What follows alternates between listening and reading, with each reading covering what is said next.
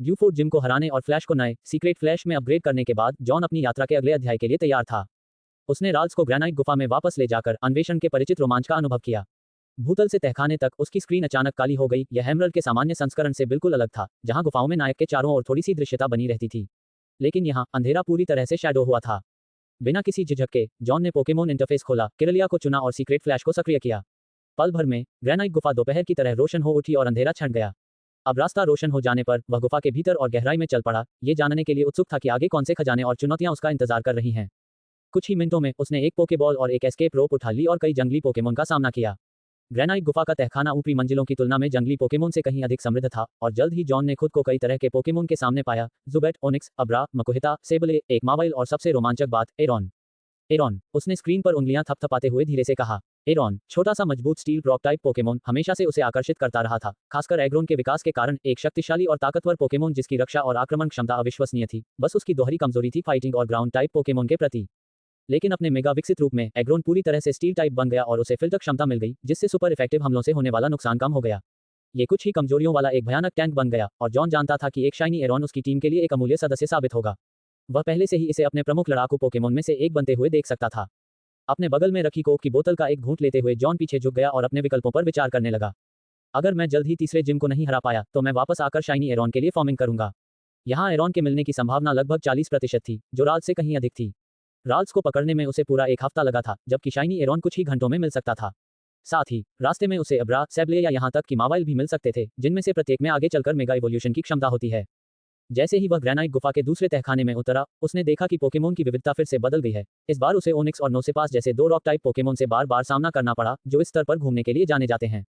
मुझे आश्चर्य है कि क्या रॉक्सन का नोजपास यहीं से आया होगा, जॉन हंसते हुए सोचने लगा। एनिमे में वह और ब्रॉली एक कपल है ना? शायद इस जगह का उनके लिए कुछ भावनात्मक महत्व हो। दूसरी मंजिल के केंद्रीय चबूतरे पर उसे एक एवरस्टोन मिला। पोकेमोन के विकास को रोकने के लिए प्रसिद्ध एवरस्टोन उन ट्रेनर के बीच एक बहुचर्चित वस्तु थी, जो अपने पोकेमोन के विकास को रोकना चाहते थे या जिन्हें अपने पोकेमोन का अविकसित रूप अधिक पसंद था। उदाहरण के लिए टेडियसा और लिटन के बड़े प्रशंसक थे, जो उनके प्यारे मूल रूप को पसंद करते थे। आधे घंटे की क्वेस्ट बीन के बाद जॉन आखिरकार ग्रेनाइट गुफा की सबसे निचली गहराई तक पहुंच गया, जहां उसकी मुलाकात पूर्व होएन चैंपियन स्टीवन से हुई। स्टीवन अपने एग्रोन से खनन टास्क में व्यस्त था। चट्टानों और खनिजों के बीच वह पूरी तरह से रम चुका था। क्या तुम्हें भी खनन करना पसंद है, नौजवान? स्टीवन ने जॉन की ओर मुस्कुराते हुए पूछा। नहीं, ऐसा नहीं है, जॉन ने मुस्कुराते हुए जवाब दिया। लेकिन मैं यहाँ एक पत्र देने आया हूँ। उसने लिफाफा सौंप दिया। स्टीवन ने पत्र लिया, उसे ध्यान से पढ़ा और फिर सिर हिलाया। धन्यवाद, बहुत समय हो गया जब मैं आखिरी बार यहाँ आया था। उसने जॉन को एक छोटा सा इनाम, एक स्टील विंग टीएम, देने से पहले कहा। स्टील विंग एक स्टील टाइप मूव था जिसकी शक्ति ठीक ठाक थी और डिफेंस को बढ़ाने का थोड़ा सा मौका भी था। हालांकि यह कुछ पोकेमोन के लिए उपयोगी था, लेकिन फिलहाल जॉन के लिए यह उतना महत्वपूर्ण नहीं था। शुक्रिया, स्टीवन, जॉन ने अपनी हल्की निराशा छुपाते हुए कहा। लेकिन अगली बार क्या तुम एक 2 मेगा इवोल्यूशन स्टोन भी दे सकते हो? स्टीवन जल्दी से चला गया। जॉन को अपनी अगली चाल सोचने के लिए छोड़ दिया। उसने किरलिया से टेलीपोर्ट का इस्तेमाल करने को कहा, और पलक झपकते ही वे ड्यूफोर्ड द्वीप पर स्थित पोकेमोन सेंटर में वापस पहुंच गए। जल्दी से ठीक होने के बाद वह मिस्टर हैच की नाव में सवार होकर रस्टबोरो शहर वापस चला गया। रस्टबोरो में उन्हें स्टीवन के पिता, राष्ट्रपति श्री स्टोन से उस टास्क के लिए अपना अंतिम पुरस्कार मिला, एक एक्सप शेयर। एक्सपी शेयर की मदद से पोकेमोन बिना लड़ाई में उतरे ही पार्टी के अन्य सदस्यों के साथ एक्सपीरियंस पॉइंट साझा कर सकता था। जॉन की मौजूदा टीम के लिए यह उतना उपयोगी नहीं था, क्योंकि वे अपने आप में काफी मजबूत थे, लेकिन उसे भविष्य में इसके काम आने की उम्मीद थी, खासकर अगर वह अब्रा जैसे किसी नाजुक पोकेमोन को प्रशिक्षित करना चाहता। जैसे ही जॉन ने एक्सपीरियंस शेयर को अपने बैग में रखा, उसका ध्यान शाइनी एरॉन की क्वेस्ट्स पर वापस चला गया। शायद तीसरे जिम से मुकाबला करने से पहले मैं ग्रेनाइट गुफा में कुछ और दिन बिता लूं। मुझे अच्छा लग रहा है। इस योजना के साथ वह गुफाओं और आगे की यात्रा में आने वाली किसी भी चुनौती का सामना करने के लिए तैयार था। ग्रेनाइट गुफा में 3 लंबे दिनों तक शाइनी पोकेमोन की तलाश करने के बाद जॉन अपनी सहनशक्ति की सीमा के करीब पहुंच रहा था। उसे विश्वास नहीं हो रहा था। परीक्षाएं आखिरकार खत्म हो गईं, लेकिन पढ़ाई खैर लगभग न के बराबर ही रही। उसने पिछले कुछ दिन अपने होटल के कमरे में ही बिताए, या तो पोकेमोन से मुकाबला करने में या टीवी शो देखने में। दिन में 15 घंटे जंगली पोकेमोन से मुकाबला, लगभग 1000 पोकेमोन, और अभी तक एक भी शाइनी पोकेमोन नहीं मिला। शायद राल्स और मकुहिता को ढूंढने में मुझे बस किस्मत का साथ मिल गया। शायद किस्मत उतनी अच्छी नहीं है जितना मैंने सोचा था, उसने कंधे झुकाते हुए बुदबुदाया। उसने सोचा था कि शाइनी पोकेमोन ढूंढना सोने की खान खोदने जैसा होगा, बस कोशिश करते रहो और आखिरकार किस्मत साथ देगी। लेकिन 3 दिन बीतने के बाद उसे लगने लगा था कि उसके खिलाफ हालात बने हुए हैं। बिस्तर पर लेटे मकुहिता को कोई आपत्ति नहीं थी। वह फ्रोगेडियर और कॉम्बस्कन के साथ खुशी खुशी टीवी देख रहा था। तीनों पहले की तरह ही एक दूसरे के बहुत करीब थे, यहाँ तक कि जब वे युद्ध में नहीं होते थे तब भी। इसी बीच किरलिया एक तरफ बैठी हुई शांत मन के अभ्यास में लीन थी और हमेशा की तरह शांत धैर्य का प्रदर्शन कर रही थी। जॉन ने आह भरी और अपना चेहरा मलते हुए कहा, बस बहुत हो गया, मैं थक गया हूँ। वापस आकर मुख्य कहानी पर ध्यान दूंगा। यहाँ और समय बर्बाद करने का कोई फायदा नहीं है। वह उठा, एक साफ कमीज पहनी और अपने पोकेमोन को वापस उनकी पोकेबॉल में रख दिया और जाने से पहले ग्रेनाइट गुफा पर एक आखिरी ऊस्लेव नजर डाली। घर लौटने पर उन्हें एक अप्रत्याशित खुशखबरी मिली। रिवरस्टोन विश्वविद्यालय के परिणाम ऑनलाइन प्रकाशित हो चुके थे। 450 में से जॉन ने 425 अंक प्राप्त किए थे, जिससे वह शीर्ष स्थान पर आ गए थे। उनके स्कोर का विवरण इस प्रकार था। बुनियादी ज्ञान 128 अंक, जैसा कि अपेक्षित था, इसमें कोई आश्चर्य की बात नहीं है। पोकेमोन युद्ध 150 अंक, वह भाग जिसके बारे में वह सबसे अधिक आश्वस्त था। ब्रीड ज्ञान 147 अंक, एक सुखद आश्चर्य, पूर्णता से केवल 3 अंक कम। वाह, लगता है मैंने आखिरी सवाल का सही जवाब दे दिया, उसने मन ही मन सोचा और उसे गर्व महसूस हुआ। अगर वह इस अजीब दुनिया में भी अपनी काबिलियत बनाए रख सका तो भविष्य उज्ज्वल दिख रहा था। यह आधिकारिक तौर पर पुष्टि हो गई थी, उन्हें रिवरस्टोन विश्वविद्यालय में दाखिला मिल गया था और उनका सैन्य ट्रेनिंग 15 अगस्त से शुरू होगा। प्रवेश सूचना उनके गृहनगर के लिए रवाना हो चुकी थी और संभवतः कल तक पहुंच जाएगी। ये सब कुछ अवास्तविक सा लग रहा था, जैसे आखिरकार सब कुछ सही दिशा में जा रहा हो। उसी दिन बाद में जॉन एथरमेयर शहर वापस जाने वाली ट्रेन में सवार हुआ, फिर वहां से बस लेकर ग्रामीण इलाके की ओर चल पड़ा। घंटों की यात्रा के बाद वह आखिरकार अपने गृहनगर वायन गांव पहुंचा, जहां उसने वर्षों से कदम नहीं रखा था। अपने पिछले जीवन में वह कॉलेज के बाद शहर में रहने चला गया था और शायद ही कभी वहां जाता था, केवल छुट्टियों में ही। लेकिन अब हालात अलग थे। जैसे ही उसने परिचित कच्ची सड़कों पर कदम रखा और अपरिवर्तित गांव को देखा, उसे एक अजीब सी पुरानी यादों का एहसास हुआ, जिसमें कुछ नयापन भी झलक रहा था। पोकेमोन अब इतने आम हो गए थे कि उसका पुराना गृहनगर उसे परिचित और अवास्तविक दोनों लग रहा था। जॉन काउंटी से वापस आ गए। सड़क के उस पार से एक आदमी ने आवाज दी, जिसे उसने चक नाम के एक पारिवारिक मित्र के रूप में पहचाना, जो सड़क किनारे हंसों को दाना चुग रहा था। शुभ दोपहर अंकल, जॉन ने जवाब दिया और रुकने से पहले अनायास ही हाथ उठाकर अभिवादन किया। सब कुछ एक जैसा दिखने के बावजूद गांव कुछ अलग सा महसूस हो रहा था। फिर भी जैसे ही उसने चारों ओर देखा, वह अजीब सा एहसास धीरे धीरे गायब हो गया और केवल एक सुखद परिचितता ही रह गई। रात के खाने के ठीक समय पर अंकल चक ने मुस्कुराते हुए कहा, आज तालाब में एक बड़ी काप मछली पकड़ी। जॉन हंसा, धन्यवाद, लेकिन मुझे घर जाना होगा, मेरे माता पिता इंतजार कर रहे हैं। अलविदा कहते हुए वह अपने रास्ते पर आगे बढ़ा और गांव से होकर बहने वाली नदी पर बने पुल को पार किया। उसने बचपन में यहाँ बहुत समय बिताया था, मैजिकार्प पकड़ते हुए, पोलीवैग और वूपर के साथ खेलते हुए। अगर हालात इतने अजीब न हुए होते, अगर पोकेमोन असलियत न बने होते, तो शायद वह भी कई अन्य लोगों की तरह एक सरल जीवन जी रहा होता, शायद उसके साथ एक पोलीवैग भी होता। यह विचार मन में कुछ देर तक बना रहा, लेकिन जॉन ने तुरंत इसे झटक दिया। तभी एक अजीब सी आवाज ने उसे विचलित कर दिया। उसने ऊपर देखा तो 3 साइड नदी किनारे लड़खड़ाते हुए चल रहे थे, उनके सिर हर बेतरतीब कदम के साथ हिल रहे थे। वे मानो जॉन से बिल्कुल बेखबर थे। हेलो, जॉन ने मुस्कुराते हुए कहा और उनकी बत्तखों की आवाज की नकल करने की पूरी कोशिश की। एक साइडिक रुककर उसे खाली निगाहों से देखने लगा, बाकी 2 ने भी उसका अनुसरण किया। कुछ पल बाद पहले साइडिक ने बाकी लोगों की ओर मुड़कर कहा, वह लड़का ज्यादा समझदार नहीं लगता। दूसरे ने गंभीरता से सिर हिलाया, हाँ, मुझे लगता है कि वह थोड़ा गलत है। तीसरे ने कंधे उचका दिए, सही है, सही है। जॉन ने कुछ पल उन्हें घूर कर देखा, फिर हंस पड़ा, तुम लोग तो कमाल के हो। उसने अपना सिर हिलाया और चलता रहा। अगर ये किसी और तरह की बत्तखें होती तो शायद वह उन्हें रात के खाने में पकाकर खाने का सोचता, लेकिन किसी तरह ये तीनों इतनी हास्यास्पद थी कि उन पर गुस्सा करने का कोई सवाल ही नहीं था।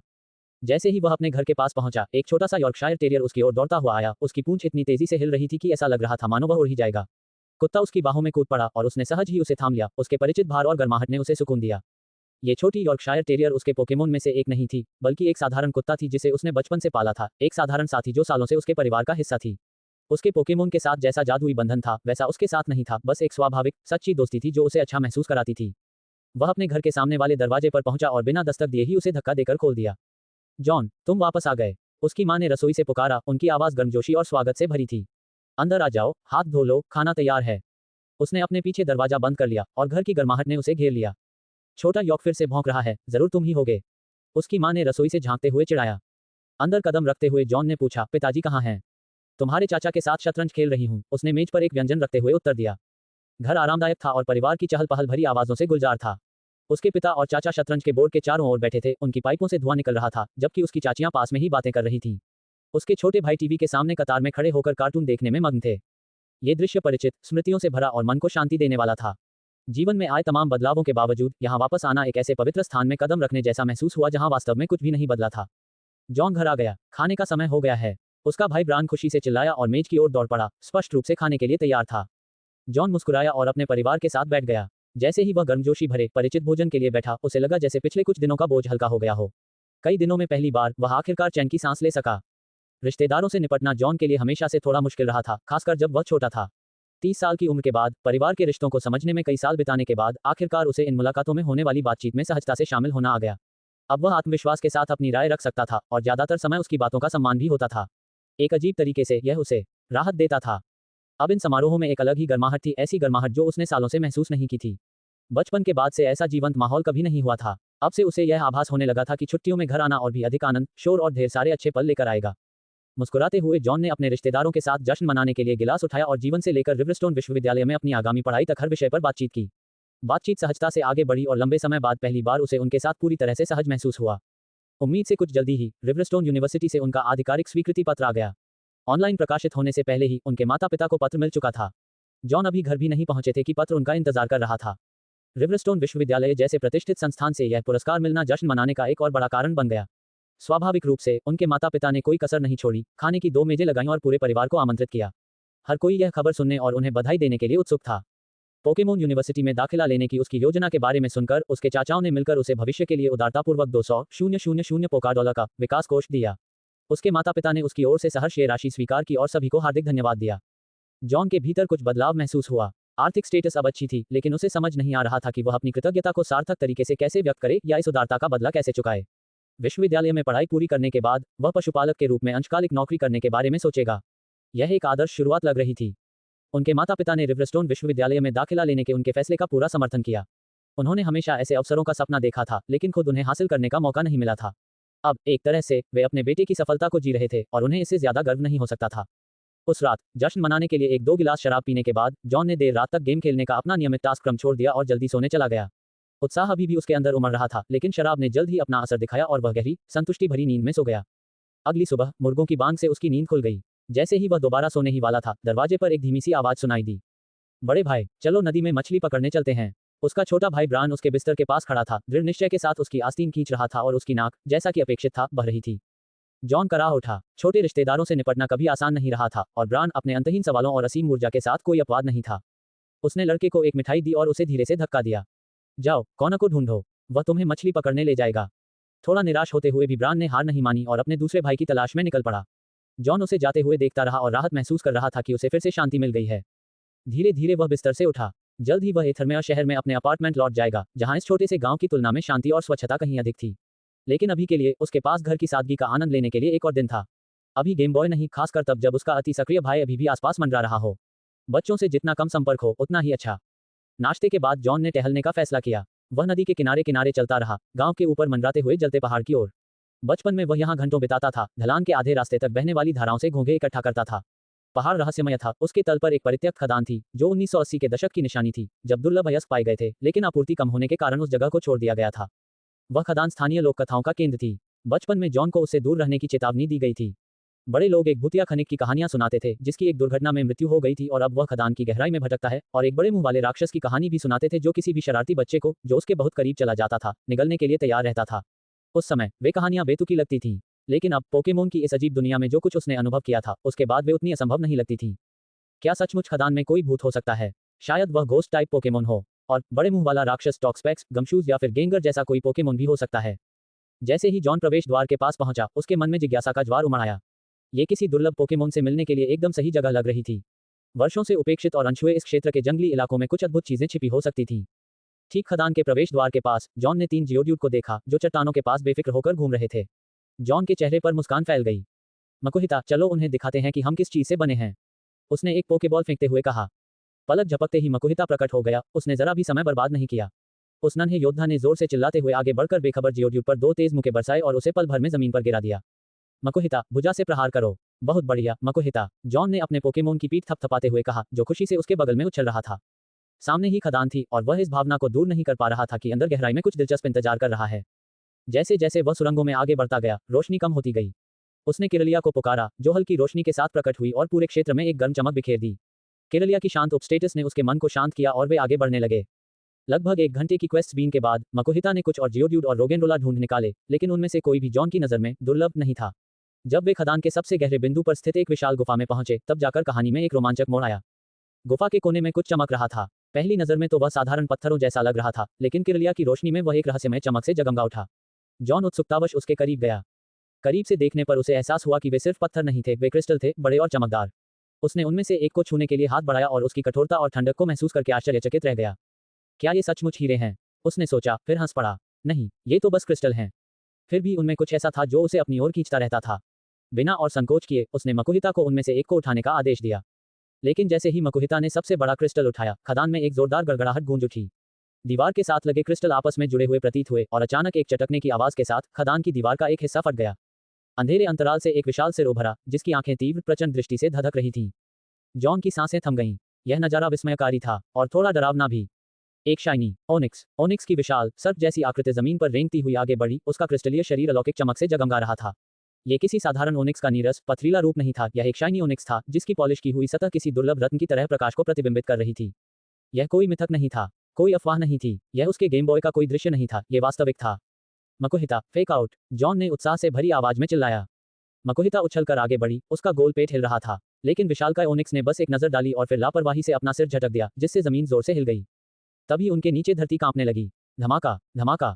जॉन के कुछ प्रतिक्रिया करने से पहले ही ओनिक्स एक जोरदार गड़गड़ाहट के साथ धरती में घुस गया और धूल के एक घूमते हुए भंवर में गायब हो गया। धूल से सुरंग भर जाने के कारण मकुहिता लड़खड़ाकर पीछे हट गया और उसका संतुलन बिगड़ गया। जॉन पहले से ही खड़ा था, पीछा करने के लिए तैयार था, लेकिन तभी नवनिर्मित सुरंग के ढहने से जमीन में एक आखिरी कंपन हुई। धूल बैठ गई और वह वहीं खड़ा सोच विचार करने लगा। क्या वह सचमुच उसका पीछा करना चाहता था? उसने ढह चुकी सुरंग पर एक नजर डाली और मुंह बनाया। भले ही यह ढही न होती, मैं इसमें रेंग कर अंदर नहीं जाता। कौन जानता है कि दीवारें कब फिर से गिर जाएंगी। लेकिन फिर उसने उस चीज के बारे में सोचा जो उसने अभी अभी देखी थी, एक शाइनी ओनिक्स। इसका पीछा मत करो, उसने धूल से ढके रास्ते पर नजर डालते हुए बुदबुदाया। लेकिन यह एक शाइनी ओनिक्स है। वह इसे अपनी टीम का हिस्सा बनाने की कल्पना करने से खुद को रोक नहीं पाया। ओनिक्स स्टीलिक्स में विकसित हुआ और स्टीलिक्स मेगा इवोल्यूशन कर सकता था। यह विचार बेहद लुभावना था। अगर मैं उस ओनिक्स को पाल सकूं, तो यह अद्भुत होगा, उसने सोचा। रोमांच का चैप्टर आर्म उसे अपनी ओर खींच रहा था। उसने अपना गेम बॉय निकाला और तेजी से सोचने लगा। अगर वह उसका पता लगा लेता, तो शायद उसके पास अभी भी मौका होता। मुझे उसे ढूंढना ही होगा, उसने बुदबुदाते हुए अपने 2 इन गेम ओनिक्स को मदद के लिए भेज दिया। जाओ, अपने जैसा दिखने वाला कोई दूसरा ओनिक्स ढूंढो, लेकिन ज्यादा चमकदार। उसने निर्देश दिया और कुछ ही मिनटों में दोनों आभासी ओनिक्स खदान की सुरंगों में खुदाई करने लगे। कुछ ही देर बाद उनकी एक सुरंग ढह गई, फिर दूसरी, क्योंकि अचानक एक डिग्लेट उस इलाके से भागता हुआ आया और अस्थिरता पैदा कर दी। अच्छा हुआ कि मैं पहले अंदर नहीं गया, जॉन ने राहत की सांस लेते हुए सोचा। अगर मैंने खुद उसका पीछा करने की कोशिश की होती, तो किरलिया मुझे समय पर टेलीपोर्ट करके बाहर नहीं निकाल पाती। उसने धूल से भरे संकरे रास्ते पर एक नजर डाली। वह सुरंग बहुत खतरनाक है। 10 मिनट बीत गए और जॉन ने अपडेट की उम्मीद में अपना गेम बॉय चेक किया। तभी ओनिक्स के दोनों आइकन गायब हो गए। उसकी स्क्रीन पर एक संदेश चमक उठा। आपका पोकेमोन ओनिक्स ओनिक्स से हार गया है। आपका पोकेमोन ओनिक्स ओनिक्स से हार गया है। वाह, उसने बुदबुदाया। अगर इसने 2 लेवल -13 ओनिक्स को इतनी जल्दी हरा दिया, तो यह शाइनी ओनिक्स मेरे लेवल से कहीं ऊपर होगा। उसने जल्दी से हिसाब लगाया और अनुमान लगाया कि यह लगभग लेवल 30 का होगा, या शायद उससे भी ज्यादा। ओनिक्स की शारीरिक रक्षा बहुत ज्यादा होती है, इसलिए अगर यह इतनी तेजी से लेवल बढ़ा रहा है, तो इसका आक्रमण कौशल भी जबरदस्त होगा। उसने अपने विकल्पों पर विचार किया, लेकिन वह जानता था कि ताकत का अंतर बहुत ज्यादा था। अच्छे टाइप मैचअप के बावजूद भी मैं उससे कमजोर हूं, उसने मन ही मन स्वीकार किया। अभी इस पर आगे बढ़ने का विचार बिल्कुल भी संभव नहीं था। लेकिन फिर सवाल यह था कि अगर उसे मौका मिला भी, तो वह उसे पकड़ेगा कैसे? ओनिक्स को पकड़ना बेहद मुश्किल था, और इस स्तर का शाइनी ओनिक्स नामुमकिन। सिर्फ उसके पीछे भागने से काम नहीं चलेगा। उसने आह भरते हुए अपनी मौजूदा टीम पर नजर डाली। मैं एक तेज पोकेमोन को प्रशिक्षित कर सकता हूं ताकि वह मुझे उसे पकड़ने में मदद करे, लेकिन मेरी टीम अभी इसके लिए बिल्कुल भी मजबूत नहीं है। शायद कुछ महीनों में। उसने अपने पोकेमोन की सूची पर एक नजर डाली। वे सभी लगभग 21 लेवल के थे, ताकतवर तो थे, लेकिन इस तरह के शिकार के लिए काफी नहीं थे। अकेले उसके एक ओनिक्स को ही 35 लेवल तक प्रशिक्षित करने में 2 महीने से अधिक समय लग जाता, पूरी टीम को लेवल अप करने की बात तो छोड़ ही दीजिए। वह सोचने लगा कि क्या वह इतना लंबा इंतजार कर सकता है? क्या ये वाकई इसके लायक है? उसने सोचा, लेकिन तुरंत ही इस संदेह को दूर कर दिया। ज्यादातर लोग हाँ कहेंगे, लेकिन मेरे लिए। उसे पता था कि शाइनी ओनिक्स पाने का कोई और तरीका जरूर होगा। अगर वह काफी समय दे तो शायद ग्रेनाइट गुफा में उसे एक मिल जाए, लेकिन सिर्फ एक के लिए 2 महीने इंतजार करना, ये बात पचाना मुश्किल था। शायद बेहतर होगा कि मैं किसी रॉक या ग्राउंड टाइप पोकेमोन को प्रशिक्षित करने पर ध्यान दूं, उसने सोचा। उसके गेम में एरॉन, जियोड्यूड, ओनिक्स और नोजपास आम और भरोसेमंद पोकेमोन थे। लेकिन वह जानता था कि ये विकल्प एक यात्रा करने वाले ट्रेनर के लिए आदर्श नहीं थे। वह एग्रोन पर निर्भर नहीं रहना चाहता था, वह बहुत धीमा था और बाकी में से कोई भी पूरी तरह से उपयुक्त नहीं लग रहा था। शायद मैं कोई ऐसा पोकेमोन पकड़ सकूं जो भूकंप का असर जानता हो, उसने सोचा, लेकिन तुरंत ही यह विचार मन से निकाल दिया। यहाँ भूकंप का इस्तेमाल करना एक बड़ी मुसीबत को न्योता देना होगा। खदान ढह सकती है और इससे भी बुरा, पूरा पहाड़ अस्थिर हो सकता है, जिससे भूस्खलन हो सकता है और नीचे बसे गांवों पर इसका असर पड़ सकता है। और कौन जाने, अगर उसने ये रास्ता अपनाया तो जमीन से किस तरह के पोकेमोन निकल आएंगे। अपने ओनिक्स को वापस खेल में छोड़ने के बाद जॉन ने उस दिन का खेल समाप्त करने का फैसला किया। यह एक अविस्मरणीय रोमांच था और उसने उम्मीद से कहीं अधिक सीखा था। लेकिन जब वह शांत जंगल से वापस चलकर घर की ओर जा रहा था, तो वह उस चमकदार शाइनी ओनिक्स और उसके भविष्य में बनने वाले सपने के बारे में सोचना बंद नहीं कर पा रहा था। अपने गृहनगर में एक सप्ताह बिताने के बाद जॉन एथरमेआ सिटी लौट आया, जहां उस दुर्लभ शाइनी ओनिक्स को पकड़ने का चैप्टर आर्म कम हो गया था, कम से कम अभी के लिए। सैन्य ट्रेनिंग नजदीक होने के कारण उसने अपने अगले साहसिक टास्क की तैयारी पर ध्यान केंद्रित किया। अपने अपार्टमेंट में जॉन ने अपना ज्यादातर सामान पैक कर लिया, बस अपने कपड़े और स्कूल की आखिरी यात्रा के लिए कुछ जरूरी दस्तावेज ही रखे। सोफे पर आराम से लेटे हुए, एक हाथ में गेम बॉय और पास में एक नोटबुक लिए, वह गेम खेलने के साथ साथ अपनी पसंदीदा टीवी सीरीज भी देख रहा था। एक साथ कई काम करना, बिल्कुल, लेकिन उसने अपनी टीम को आगे बढ़ाने के साथ साथ अपने पसंदीदा शो के ट्विस्ट पर नजर रखने की कला में महारत हासिल कर ली थी। जैसे जैसे खेल आगे बढ़ा, उसका सामना अधिक शक्तिशाली पोकेमोन से होने लगा और उसकी टीम भी तेजी से उन्नत होती गई। ड्यूफोर्ड में अपने काम पूरे करने के बाद वह श्री ब्रिनी की नाव पर सवार होकर स्लेटपोर्ट शहर के लिए रवाना हुआ। वहां उसे राष्ट्रपति जोसेफ स्टोन के पत्र स्टीवन तक पहुंचाने थे और शहर में कुछ अन्य आवश्यक टास्क भी निपटाने थे। यात्रा के दौरान जॉन जलमार्ग 107, 108 और 109 से गुजरा। खेलते समय जॉन का मन भटक रहा था, उसे एमरल्ड वर्जन के साथ बिताए अपने समय की याद आ रही थी और वह सोच रहा था कि क्या ये वही वर्जन था जिसमें खिलाड़ी जलमार्ग 109 पर लुगिया से मिल सकते थे। यादें थोड़ी उलझी हुई थी, वह वर्षों से हैंडहेल्ड गेम और अपने फोन पर जीबीए एमुलेटर के बीच खेलता रहा था, जिसके कारण मूल और संशोधित वर्जन के बीच की जानकारियां उसके दिमाग में आपस में मिल गई थीं। स्लेटपोर्ट पहुंचते ही उसने श्री ब्रिनी को धन्यवाद दिया, हालांकि यह मुख्य रूप से मुफ्त सवारी के लिए था और धूप से जगमगाते समुद्र तट पर उतर गया। अपनी आदत के अनुसार वह तुरंत काम पर लग गया, स्थानीय ट्रेनर से मुकाबला करना, शहर में सामान क्वेस्ट्स ना और हर संभव औषधि और पोकेबॉल इकट्ठा करना। इसके बाद रात भर लड़ाई चलती रही, जिसमें उसका सामना समुद्र तट के ट्रेनर से हुआ, जो पूरी तरह से लड़ने के लिए तैयार थे, बिकिनी पहने हुए। कई थका देने वाली लड़ाइयों के बाद जॉन ने पास की एक झोपड़ी में आराम किया जहां ठंडे पे मिलते थे और सर्फबोर्ड किराए पर मिलते थे। वहां उसने कुछ और ट्रेनर से लड़ाई की और अंत में झोपड़ी के बॉस को हरा दिया। उसका इनाम सोडा पॉप की 6 बोतलें। पे की प्रभावशीलता देखकर वह आश्चर्यचकित रह गया और उसने इसके अवयवों पर और शोध करने के बारे में सोचा, कौन जाने शायद एक दिन वह इसका बड़े पैमाने पर उत्पादन करके पे व्यवसाय में खूब पैसा कमा ले। इसके साथ ही उसे सॉफ्ट सैंड भी मिला, जिससे ग्राउंड टाइप मूव्स का डैमेज 17% बढ़ जाता था। यह आइटम सिर्फ गेम की दुनिया में ही कीमती नहीं था, अगर यह असली होता तो उसे लगता कि किसी भी गिरवी की दुकान पर इसकी अच्छी कीमत मिल जाती। स्लेटपोर्ट सिटी का अच्छी तरह से भ्रमण करने के बाद उसने बैटल टेंट और कॉन्टेस्ट हॉल देखने का फैसला किया। उसे पोकेमोन प्रतियोगिताओं में कोई खास दिलचस्पी नहीं थी, लेकिन उसने सोचा कि एक बार जाकर देखने में कोई बुराई नहीं है। बैटल टेंट में उसे एक नया टीएम टॉर्मेंट मिला, लेकिन उसके पास अभी तक कोई डार्क टाइप पोकेमोन नहीं था जिस पर वह इसका इस्तेमाल कर सके। प्रतियोगिता हॉल में उन्हें एक पोके ब्लॉक किट मिली, जिससे उनकी दिलचस्पी बढ़ गई। एक पल के लिए उन्होंने पोके ब्लॉक्स के बड़े पैमाने पर उत्पादन के बारे में सोचा, सोचो कितने सारे व्यापारिक अवसर होंगे। लेकिन उन्होंने तुरंत ही यह विचार त्याग दिया, इतने बड़े प्रोजेक्ट के लिए उनके पास पर्याप्त संसाधन नहीं थे। फिलहाल उन्होंने किट का इस्तेमाल खुद करने का फैसला किया और बड़ी योजनाओं को बाद के लिए छोड़ दिया। सुबह जल्दी उठकर जॉन अपने नए प्रोजेक्ट में जुट गया, अपने पोकेमोन के लिए पोके ब्लॉक्स बनाना। उसने बड़ी सावधानी से जामुन और जंगली फलों को मिलाया और हर पोकेमोन के स्वाद के अनुरूप स्वादिष्ट व्यंजन बनाने के लिए अलग अलग कॉम्बिनेशन आजमाए। 2 चेस्टो बेरी, 1 विकी बेरी, 1 पेचा बेरी डालें। 7 नीले हल्के मीठे और कसैले पोके ब्लॉक उत्पन्न हुए। 1 सकुरा फल, 2 जंगली सेब और 1 परसिम बेरी डालें। 6 लाल हल्के मीठे और मसालेदार पोके ब्लॉक उत्पन्न हुए। 2 पेचा बेरी, 1 मागो बेरी और 1 चेस्टो बेरी डालें। 4 गुलाबी हल्के कसैले और मीठे पोके ब्लॉक उत्पन्न हुए। इसमें 3 जंगली सेब और 1 चेरी डालें। 6 लाल और मसालेदार पोके ब्लॉक उत्पन्न हुए। जॉन का बारीकी से ध्यान देना वाकई सराहनीय था, उन्होंने ये सुनिश्चित किया कि प्रत्येक पोके ब्लॉक न केवल स्वादिष्ट हो, बल्कि पोषण से भरपूर भी हो। लेकिन उनके सावधानीपूर्वक बजट बनाने के बावजूद इन स्वादिष्ट चीजों को बनाने का खर्च तेजी से बढ़ता जा रहा था। मकुहिता की अत्यधिक भूख के कारण रोजाना का खर्च लगभग 1500 पोका डॉलर था, जो महीने भर में कुल 45,000 पोका डॉलर हो जाता था। ये चौंका देने वाला खर्च था, जिससे उन्हें ये सोचने पर मजबूर होना पड़ा कि क्या कोई कस्टम ब्रीडिंग पैकेज सस्ता पड़ सकता था। कम से कम उसके पास एक रणनीति तो थी, वह ज़िगज़ैगून के साथ लड़ाई के दौरान जामुन तोड़ सकता था, जिन्हें वह बेच सकता था या कम कीमत पर पोके ब्लॉक बनाने में इस्तेमाल कर सकता था। इससे मदद तो मिली, लेकिन उसका मुख्य लक्ष्य अभी भी गुणवत्ता ही था। सैकड़ों प्रयासों के बाद वह एक उच्च स्तरीय पोके ब्लॉक, एक सुनहरा पोके ब्लॉक बनाने में कामयाब हो गया था। ये सामान्य पोके ब्लॉक से कहीं अधिक प्रभावी थे, जिनमें बेहतर स्वाद और पोषण था। वह पहले ही समझ चुका था कि समय के साथ अपने पोकेमोन को ये उच्च गुणवत्ता वाले खाद्य पदार्थ खिलाने से उन्हें फायदा होगा और वे शायद सबसे कुशल ब्रीडर्स को भी पीछे छोड़ देंगे। दरअसल उनकी नई रेसिपी की सफलता ने एक विचार को जन्म दिया। जॉन ने सपना देखना शुरू किया कि एक दिन उनके पास ऐसी जमीन होगी जहां वे अपने खुद के बेरी के पेड़ उगा सकेंगे, जिनसे उन्हें अनोखे पोके ब्लॉक्स मिलेंगे जो उन्हें साधारण पोकेमोन को शक्तिशाली पोकेमोन में बदलने में मदद करेंगे। अपने पोकेमोन के लिए नाश्ता तैयार करने के बाद जॉन ने टहलने का फैसला किया। अपनी पसंदीदा नाश्ते की दुकान से गुजरते हुए उसने दुकानदार से संक्षिप्त अभिवादन किया और उस दिनचर्या का आनंद लिया जिसे वह विश्वविद्यालय जीवन के अधिक व्यस्त होने पर याद करेगा। अपना सामान पैक करके जॉन ने एक टैक्सी ली और एथरमेयर शहर के रेलवे स्टेशन की ओर चल पड़ा। उसे ज्यादा देर इंतजार नहीं करना पड़ा कि तभी एक जाना पहचाना चेहरा उसकी नजरों में आ गया। इधर ग्रेस ने उत्साह से हाथ हिलाया, वह पहले से ही प्रवेश द्वार पर इंतजार कर रही थी। जॉन मुस्कुराते हुए ग्रेस के पास गया। दोनों को पोकेमोन की देखभाल और ट्रेनिंग में एक समान रुचि थी। दोनों रिवरस्टोन विश्वविद्यालय में दाखिला लेने वाले थे। तुम जल्दी आ गए, उसने चिढ़ाते हुए कहा। ट्रेन आने में अभी भी 45 मिनट बाकी थे। ग्रेस हंस पड़ी और कंधे उचकाते हुए बोली, देर से बेहतर है जल्दी। दोनों प्रतीक्षा कक्ष की ओर बढ़े और प्रतीक्षा करते हुए सहजता से बातें करने लगे। अंततः ग्रेस की आंखें उत्साह से चमक उठीं। क्या तुमने सुना? उसने थोड़ा झुकते हुए रहस्यमयी अंदाज में पूछा। इस साल के सैन्य ट्रेनिंग के विजेता को ड्रैकोनिया ड्रैगन नेस्ट से ड्रैगन टाइप पोकेमोन मिलेगा। जॉन की भौहें तन गईं। Dragon type? सच में? ये खबर वाकई उत्साहजनक थी।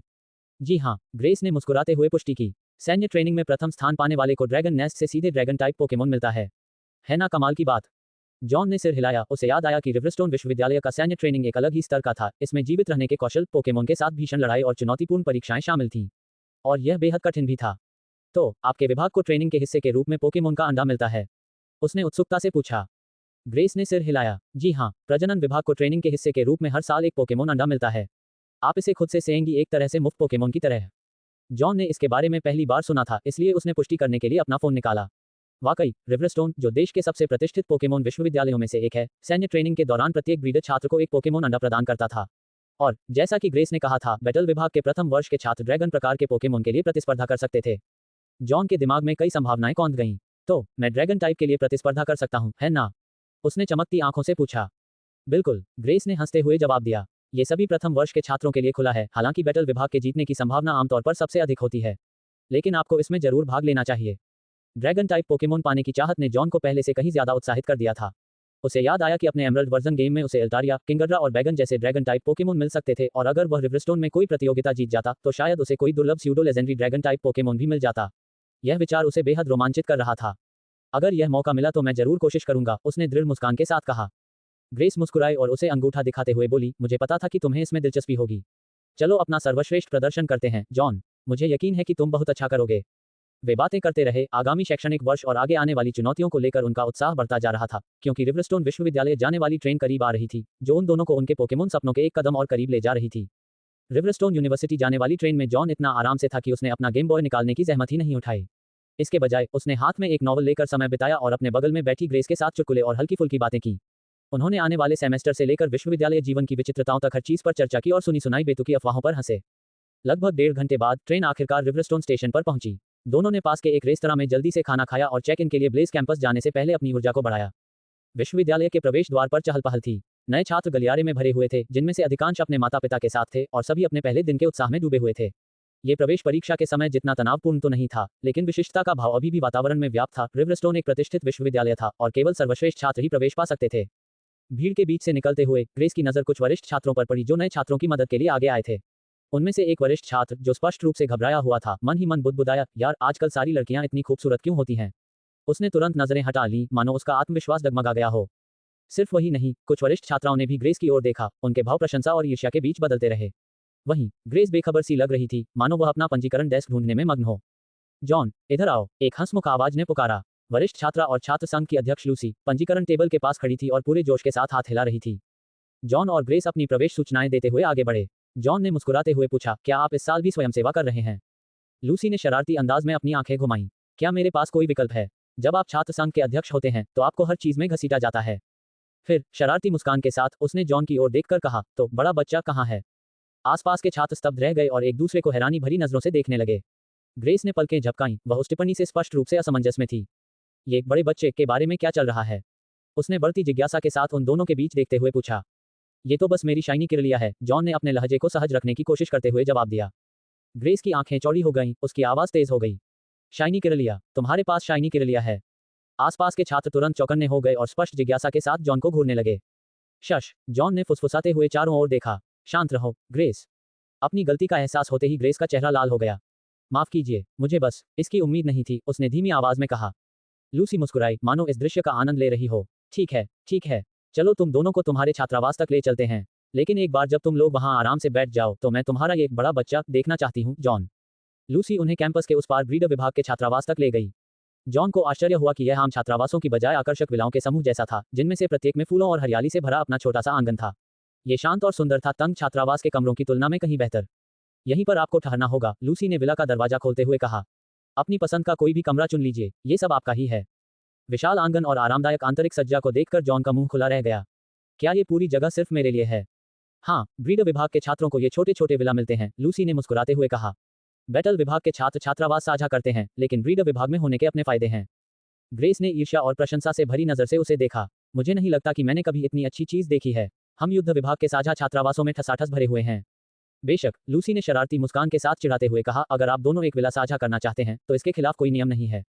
इससे पहले कि जॉन या ग्रेस कुछ जवाब दे पाते, लूसी ने आंख मारते हुए कहा, बस यूं ही कह रही थी। ग्रेस का चेहरा एकदम लाल हो गया और वह हकलाते हुए बोली, हमारा उस तरह का रिश्ता नहीं है। लूसी खिलखिलाकर हंस पड़ी, साफ तौर पर उसे बहुत मजा आ रहा था। हाँ हाँ, वैसे भी मैं तुम्हें यहाँ बसने में मदद कर दूंगी, और यह मत भूलना मैं अब भी उस बड़े बच्चे को देखना चाहती हूँ। जॉन ने विला का चारों ओर जायजा लेने के लिए कुछ पल निकाले। शांत आंगन में एक पत्थर की मेज, एक झूला और एक छोटा सा स्विमिंग पूल भी था। ये किसी छात्रावास से ज्यादा एक शांत विश्राम स्थल जैसा लग रहा था, आराम करने, पढ़ाई करने और पोकेमोन का जमकर ट्रेनिंग लेने के लिए एक आदर्श जगह। ये जगह अद्भुत है, ग्रेस ने चारों ओर देखते हुए धीरे से कहा। ये किसी छुट्टी वाले घर जैसा है। हाँ, यकीन करना मुश्किल है कि वे छात्रों को ये सुविधा देते हैं, जॉन ने हंसते हुए जवाब दिया। ये तो आम छात्रावास के कमरे से कहीं बेहतर है। ग्रेस की आंखें चमक उठी जब उसने चारों ओर देखा। ये किरलिया के लिए एकदम सही है। झूला, पूल, सब कुछ। जॉन मुस्कुराया, और यह मेरे बाकी पोकेमोन के लिए भी एकदम सही रहेगा। ग्रेस ने उसे घूर कर देखा। तो क्या तुम आखिरकार मुझे अपनी किरलिया दिखाने वाले हो? सिर हिलाकर जॉन ने अपना पोकेबॉल निकाला। ठीक है, तैयार हो जाओ। अपनी कलाई को झटकते हुए उसने अपने किरलिया को आंगन में छोड़ दिया। एक पल में ही वह तेजस्वी पोकेमोन प्रकट हुआ, जिसके रंग दोपहर की धूप में चमक रहे थे। ग्रेस का मुंह खुला रह गया। यह असल में और भी खूबसूरत है। किरलिया को आंगन में नाचते हुए देखकर जॉन गर्व से मुस्कुराया। उसकी इंद्रधनुषी आकृति सूरज की रोशनी में चमक रही थी। काफी अद्भुत है ना? शाइनी किरलिया की मनमोहक चाल को देखकर ग्रेस एक पल के लिए अवाक रह गई। हाँ, यह अविश्वसनीय है। मुझे खुशी है कि आपको ये पसंद आया, जॉन ने गर्व से चमकती आंखों से जवाब दिया। लेकिन याद रखना, ये सिर्फ दिखावे के लिए नहीं है। मेरे पास अपने सभी पोकेमोन के लिए बड़ी योजनाएं हैं। नीचे, रानी किरलिया खुशी से आगे पीछे झूल रही थी, उसका तेजस्वी रूप सूर्य की रोशनी में चमक रहा था। अचानक ही, लूसी और ग्रेस ने अपने फोन निकाले और हर कोण से तस्वीरें खींचने लगीं। दोनों खुशी से चिल्ला उठे। वे किरलिया को देखकर पूरी तरह मंत्रमुग्ध हो गए थे। उनकी अतिरंजित प्रतिक्रियाओं पर जॉन ने अपनी भौहें चढ़ा लीं और मन ही मन सोचने लगा कि कहीं वे पोकेमोन को लेकर आपस में लड़ने न लगें। शायद वे उसके प्रति कुछ ज्यादा ही आसक्त हैं, उसने कनपटी मलते हुए सोचा। उनकी लगातार आह की आवाजों से उसे सिरदर्द होने लगा था। लूसी, ग्रेस को उसके छात्रावास में व्यवस्थित होने में मदद करना मत भूलना, जॉन ने याद दिलाया, ये देखते हुए कि क्वीन को मिल रहे ध्यान का आनंद आ रहा था और वह जल्द ही कहीं जाने का कोई संकेत नहीं दे रही थी। घर वापस आकर किरलिया के पास शांत मन का अभ्यास करने के अलावा और कुछ करने को नहीं था, इसलिए उसे नए लोगों के साथ खेलने का समय बिताते देखना अच्छा लगा। अपना सामान नीचे रखकर जॉन ने अपने नए रहने की जगह पर नजर डाली और आलीशान फर्नीचर व बेहतरीन सजावट की तारीफ की। अगले 4 साल के लिए उसका घर एकदम सही लग रहा था। ये किसी साधारण छात्रावास की बजाय किसी अमीर व्यक्ति के आलीशान घर जैसा महसूस हो रहा था।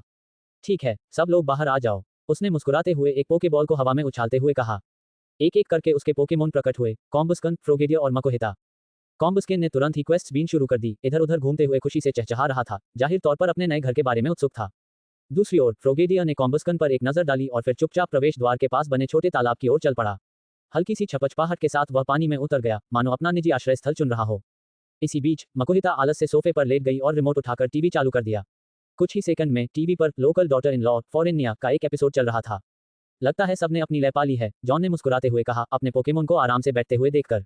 उसने अंगड़ाई ली, अपनी घड़ी देखी, दोपहर के 1:30 बजे बज चुके थे। कल रात तक सैन्य ट्रेनिंग शुरू नहीं होने और साथ ही एक क्लास मीटिंग होने के कारण जॉन के पास बाकी का दिन खाली था। जॉन बालकनी में रखी छोटी सी चाय की मेज पर बैठ गया, अपने लिए एक कप चाय डाली और अपना फोन निकाला। उसने कुछ अतिरिक्त सामान मंगवाया, एनीमे देखने के लिए अपना लैपटॉप खोला और अंत में अपना गेम जारी रखने के लिए अपना हैंडहेल्ड कंसोल उठा लिया। आखिरकार आराम करने का मौका मिला।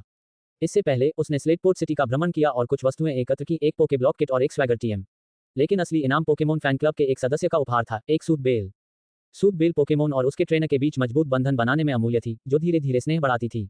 यह उन पोकेमोन के लिए महत्वपूर्ण थी जिन्हें विकसित होने के लिए उच्च मित्रता स्तर की आवश्यकता होती थी, जैसे मंचलेक्स से स्नोरलैक्स, रियोलू से ल्यूकारियो या ईवे से एस्पियन या अम्ब्राउन।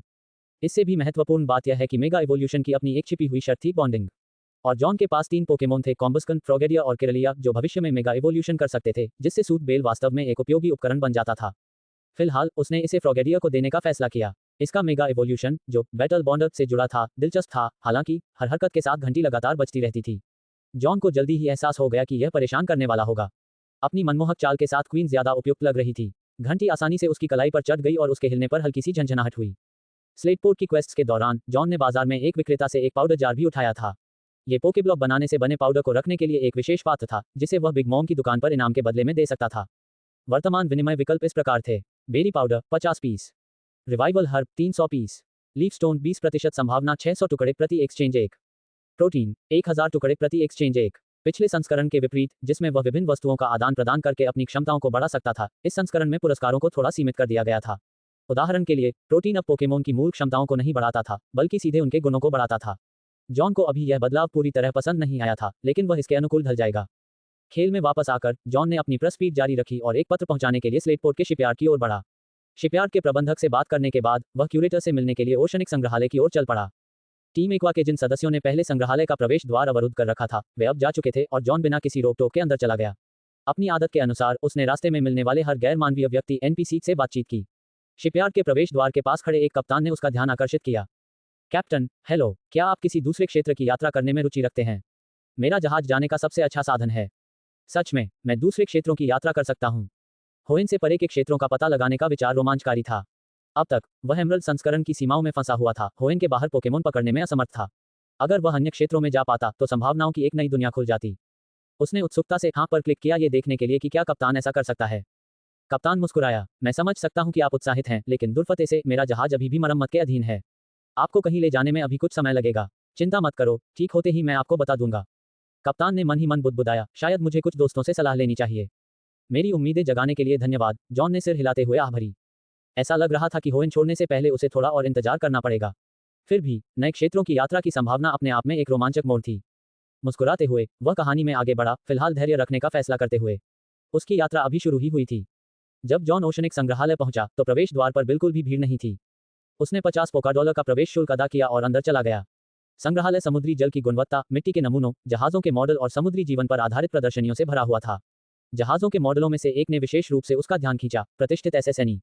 लेकिन कुछ गड़बड़ लग रही थी। जैसे ही वह पहली मंजिल पर घूम रहा था, उसने देखा कि टीम एक्वा के कई सदस्य अपनी विशिष्ट वर्दी में आराम से प्रदर्शनियों की प्रशंसा कर रहे थे।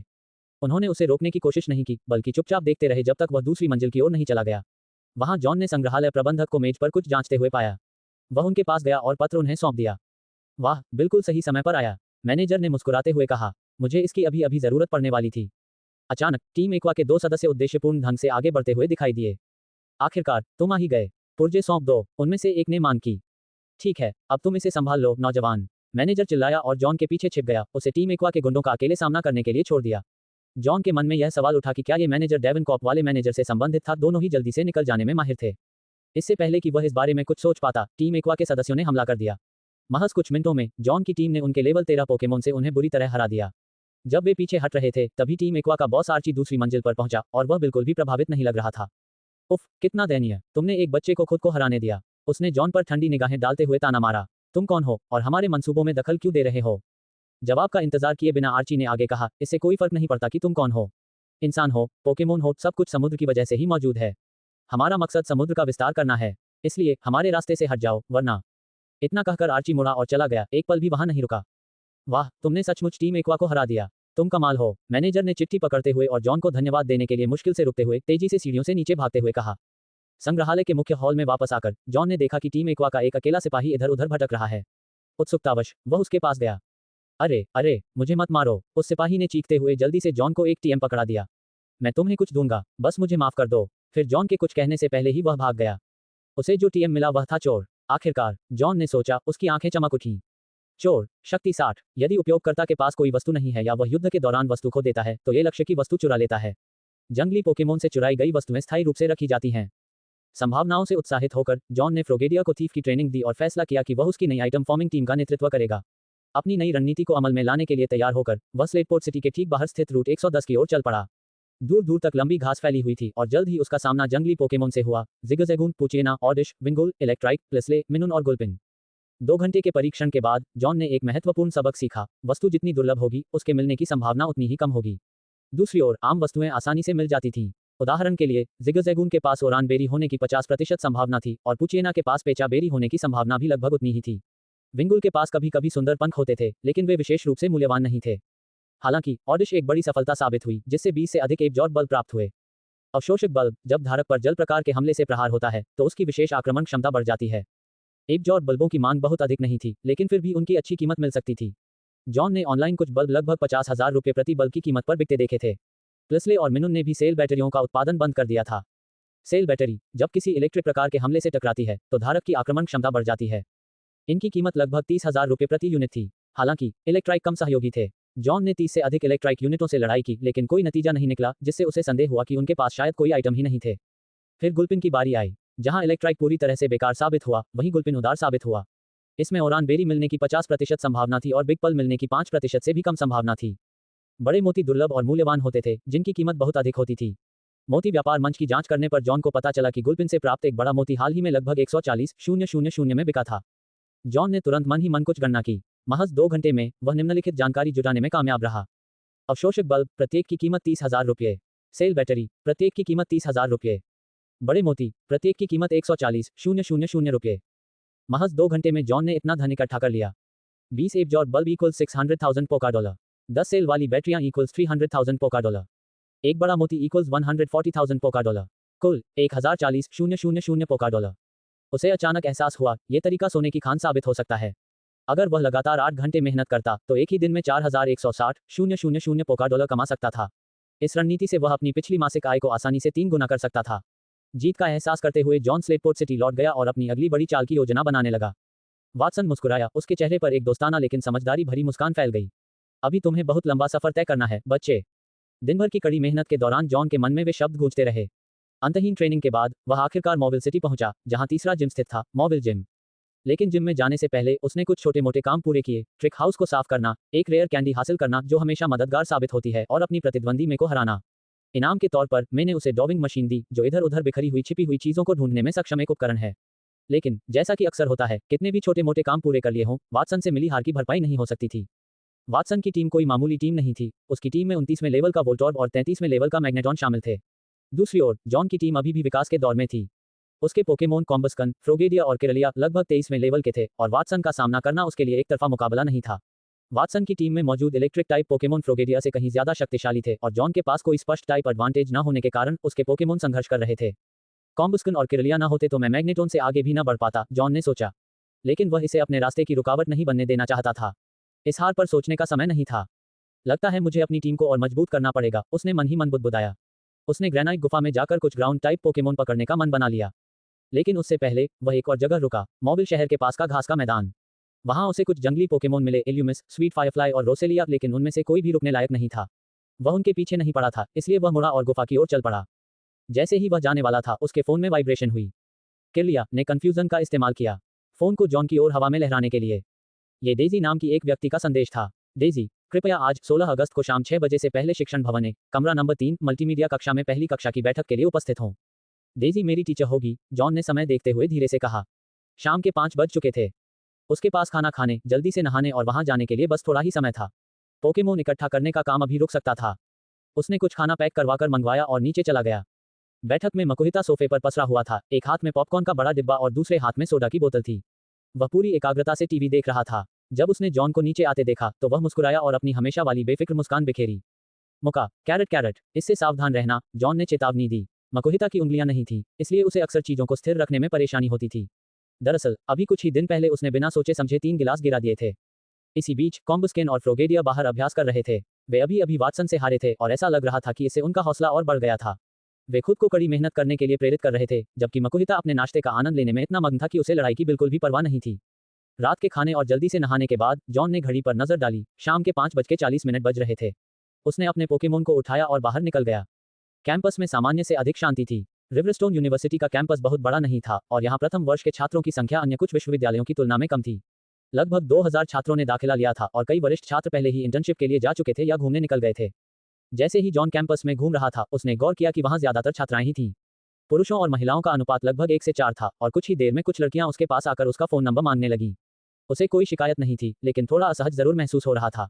उसे समझ नहीं आ रहा था कि यह उसकी अच्छी शक्ल की वजह से था या फिर इस वजह से कि स्कूल में लड़कों की भरमार थी और लड़कियों की कमी थी। मल्टीमीडिया क्लासरूम के कमरा नंबर 3 तक पहुंचते पहुंचते उनसे 3 बार उनका नंबर पूछा जा चुका था। उनके प्रवेश करते ही सबकी निगाहें उन पर टिक गईं। एक और सुंदर लड़का, एक लड़की ने हैरानी से कहा। कुछ अन्य लोगों ने भी इसी भावना को व्यक्त किया। कमरे में 40 से अधिक छात्र मौजूद थे, जिनमें से लगभग 30 महिलाएं थीं। पुरुष महिला अनुपात लगभग 1:4 का था और जॉन ने इस बात पर गौर किया। नए वातावरण में नए चेहरे हमेशा ही लोगों की दिलचस्पी जगाते हैं। कमरे के सामने एक मिश्रित नस्ल का छात्र खड़ा था। उसके सुनहरे बाल, गहरी आंखें और तीक्ष्ण जबड़ा लगभग सभी का ध्यान खींच रहे थे। हालांकि जॉन अकेला ऐसा नहीं था जो सबका ध्यान अपनी ओर आकर्षित कर सकता था, लेकिन उसे आभास हो रहा था कि अब मुकाबला थोड़ा और कठिन होने वाला है। अपनी जगह ढूंढो और बैठ जाओ, सामने से एक आवाज आई। जॉन का ध्यान पोडियम पर खड़ी महिला की ओर गया। उसके छोटे काले बाल थे, उसने काली स्कर्ट और स्टॉकिंग्स पहनी हुई थी और नाक पर टिका चश्मा उसे एक समझदार और गंभीर व्यक्तित्व का एहसास दिला रहा था। ये निश्चित रूप से डेजी थी, उसकी क्लास एडवाइजर। बिना किसी झिझक के जॉन ने पीछे की सीट चुन ली। वह जरूरत से ज्यादा ध्यान आकर्षित नहीं करना चाहता था। उसने अपना गेम बॉय निकाला, गेम चालू किया और ग्रेनाइट केव में खेलना जारी रखा। शाम 6 बजे तक डेजी ने अपनी घड़ी देखी और पुष्टि की कि सभी लोग आ चुके हैं। उसने उप स्टेटस की दोबारा जांच करने के लिए जल्दी से एक कॉल किया, फिर सूची नीचे रख दी। ठीक है, आज कोई देर से नहीं आएगा, उसने हल्की मुस्कान के साथ कहा। चलो इस सिलसिले को जारी रखने की कोशिश करते हैं। वह रुकी और कमरे का जायजा लेने लगी। आज रात हमें 2 बातों पर चर्चा करनी है। पहली बात, हमें एक कक्षा समिति का चुनाव करना होगा। विद्यार्थियों ने उत्सुकता भरी निगाहों से एक दूसरे को देखा। डेजी ने आगे कहा, अगर कोई पद के लिए चुनाव लड़ना चाहता है तो आगे आकर अपना परिचय दें। हमें बताएं कि आप कक्षा समिति का हिस्सा क्यों बनना चाहते हैं। वह मुस्कुराते हुए बोली, मैं अपने अनुभव से बता सकती हूँ, विश्वविद्यालय में कक्षा समिति में होना हाई स्कूल से अलग होता है। इसके अपने फायदे हैं, चाहे छात्र संघ में शामिल होना हो, प्रोफेसरों से संपर्क बनाना हो या पाठ्येतर गतिविधियों के लिए अनुभव प्राप्त करना हो, इससे बहुत कुछ सीखने को मिलता है। जॉन को इसमें कोई खास दिलचस्पी नहीं थी। फायदे, उसने सोचा, पोकेमोन की लड़ाइयों से हर महीने 10 लाख कमाने से बेहतर और क्या हो सकता है। कक्षा समिति के लिए चुनाव लड़ने का ख्याल तो उनके मन में आया ही नहीं। उनके पास करने के लिए और भी बहुत कुछ था। जैसे जैसे डेजी बोलती रही, जॉन के विचार फिर से खेल की ओर लौट गए। उसकी प्राथमिकताएं स्पष्ट थी, मजबूत बनना, अपनी टीम बनाना और मुकाबले जीतना। बाकी सब वो इंतजार कर सकता था। नमस्कार, मेरा नाम लॉरा है। आप सभी के साथ कक्षा में आकर मैं बहुत उत्साहित हूँ। मुझे चित्रकारी करना बहुत पसंद है और मेरा पसंदीदा पोकेमोन डेडेने है। मैं प्रचार समिति के सदस्य पद के लिए चुनाव लड़ रही हूँ और मुझे उम्मीद है कि आप मेरा समर्थन करेंगे। लॉरा का परिचय संक्षिप्त लेकिन भावपूर्ण था और घबराहट भरी आवाज में बोलते हुए उसके चेहरे पर हल्की सी शर्मिंदगी झलक रही थी। यह उन पलों में से एक था जब शब्द तेजी से निकले, लेकिन बोलने का साहस दिखाना वाकई सराहनीय था। कमरे के पीछे से देख रहे जॉन ने अपनी भौहें ऊपर उठाईं।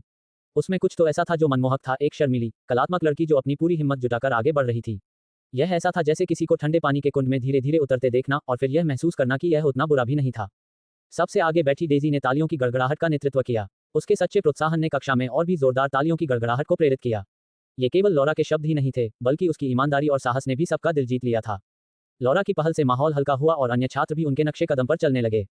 एक एक करके वे खड़े हुए और अपना परिचय देने लगे, कुछ आत्मविश्वास से, कुछ हिचकिचाते हुए, लेकिन सभी कक्षा समितियों में शामिल होने के लिए उत्सुक थे।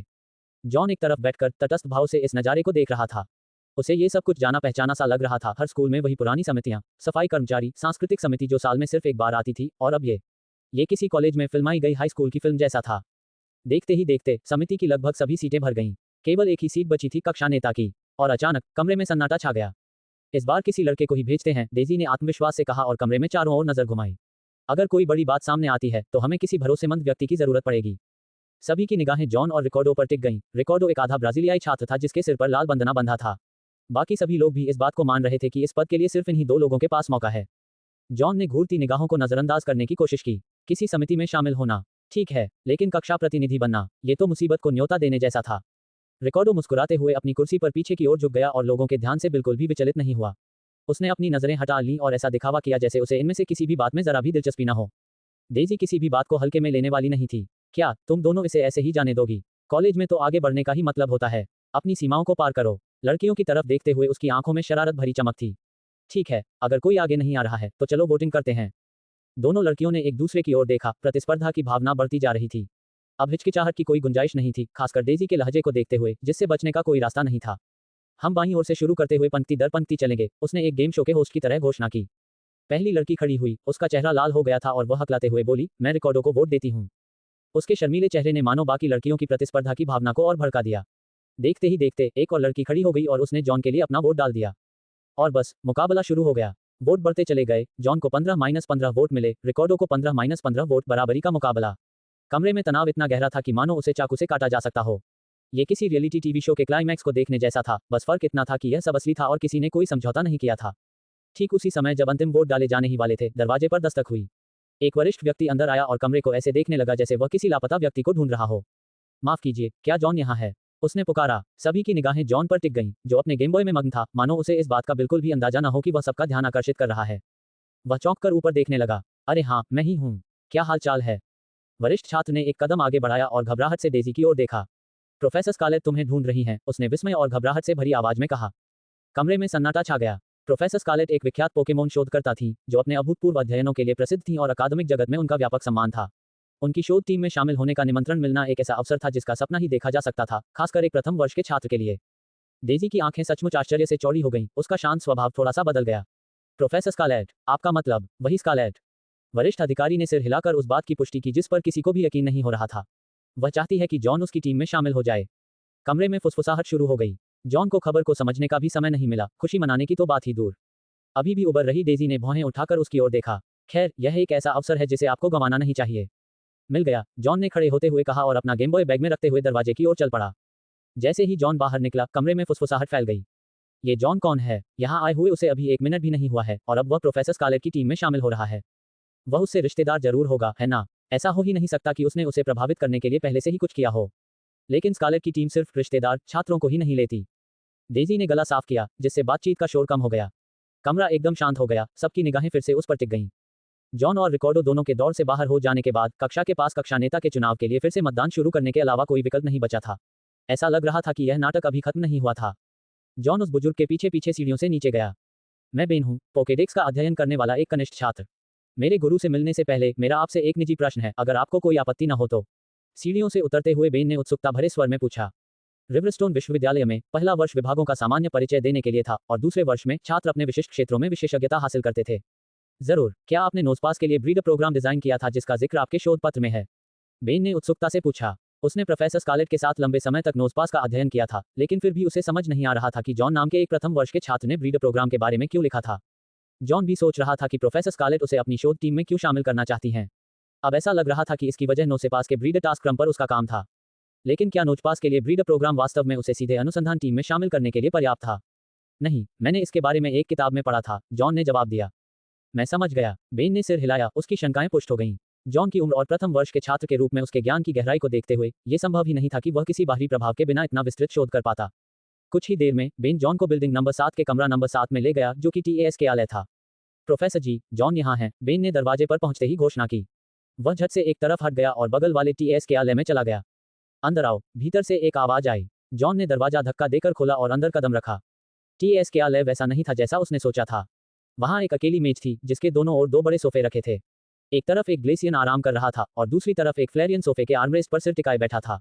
एक महिला सहायक कॉफी टेबल पर कुछ कागजात समेट रही थी। कोने में एक रोसेलिया एक फूलदान में सो रही थी, जो आश्चर्यजनक रूप से फूलों से खाली था। ये किसी टीएएस के आलय से ज्यादा एक निजी अध्ययन कक्ष जैसा लग रहा था। चांदी जैसे बालों वाली एक युवती सोफे पर बैठी थी। उसका चेहरा युवा था, लेकिन उसमें स्पष्ट रूप से अधिकार झलक रहा था। उसने शोधकर्ता का सफेद लैब कोट पहना हुआ था और एक हाथ फ्लेरियन के फर पर धीरे से रखा हुआ था, जबकि दूसरे हाथ में दुनिया के लिए पोकेमोन का अर्थ नामक पुस्तक थी। स्कारलेट एक प्रख्यात शोधकर्ता, रिवरस्टोन विश्वविद्यालय की सबसे युवा प्रोफेसर और पोकेमोन ब्रीडर की मास्टर। बैठ जाओ, स्कारलेट ने अपनी किताब से नजरें उठाए बिना कहा। जॉन, जिसने अपने 18 वर्षों में कई तरह की परिस्टेटसियां देखी थी, औपचारिक माहौल से बिल्कुल भी विचलित नहीं हुआ। वह सहजता से प्रोफेसर स्कारलेट के सामने वाली कुर्सी पर बैठ गया, जिससे ग्लेसियन को जम्हाया और वह डेस्क पर गिरकर फिर से सो गई। तुम्हें मुझसे क्या चाहिए? जॉन ने पूछा। मेरे कुछ सवाल हैं जिनका मैं आपसे जवाब चाहती हूँ, स्कारलेट ने अपनी किताब से नजरें उठाए बिना कहा। जॉन ने सोचा, फिर वही बात, उसे उम्मीद थी कि स्कारलेट भी बेन जैसा ही सवाल पूछेगी। लेकिन उसका लहजा जिज्ञासु से ज्यादा आदेशात्मक था, मानो कोई हुक्म दे रहा हो। पहला सवाल, आपके विचार से नोसेपास को प्रोबोपास में विकसित होने के लिए चुंबकीय क्षेत्र कितना मजबूत होना चाहिए?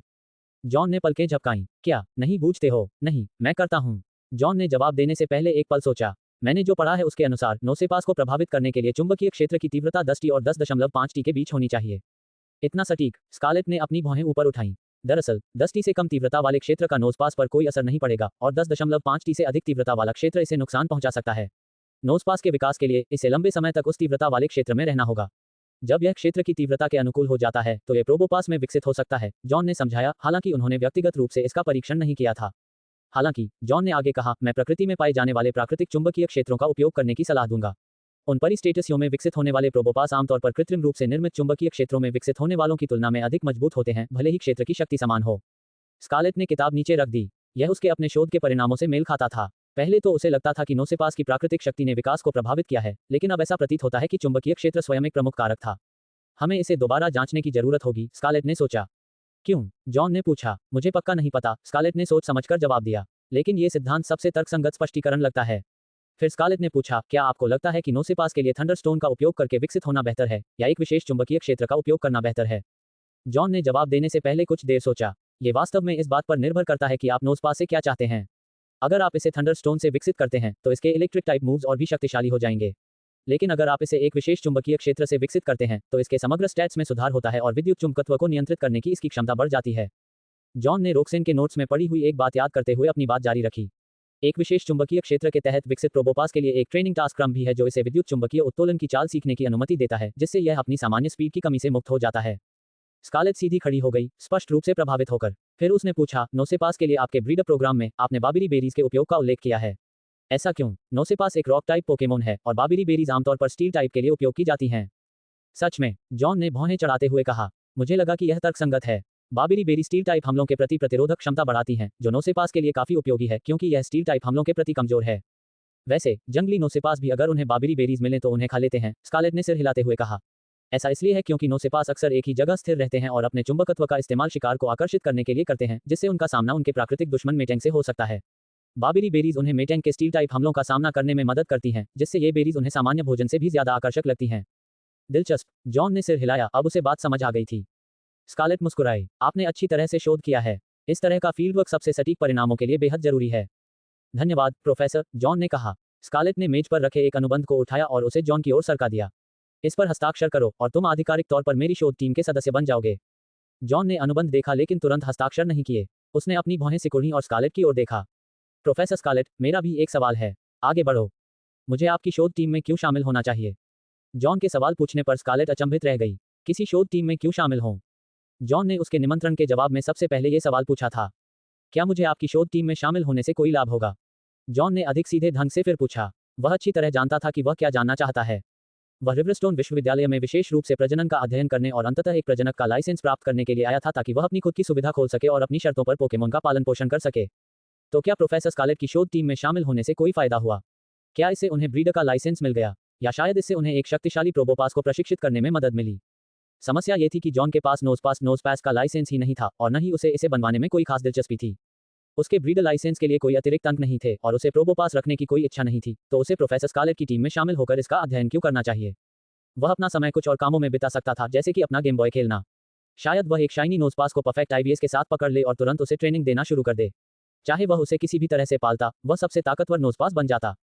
फायदे। स्कारलेट जॉन के व्यवहारिक रवैये से हैरान थी। उसके अनुभव में अधिकांश छात्र इतने स्पष्टवादी नहीं होते थे, खासकर कोई प्रथम वर्ष का छात्र तो बिल्कुल भी नहीं। उसे अचानक जॉन का वो शांत स्वभाव याद आ गया जो उसने पहली मुलाकात में दिखाया था। वो आमतौर पर भोले भाले छात्र से कितना अलग था। वो ऐसा व्यक्ति था जो जानता था कि उसे क्या चाहिए और उसे कहने से डरता भी नहीं था।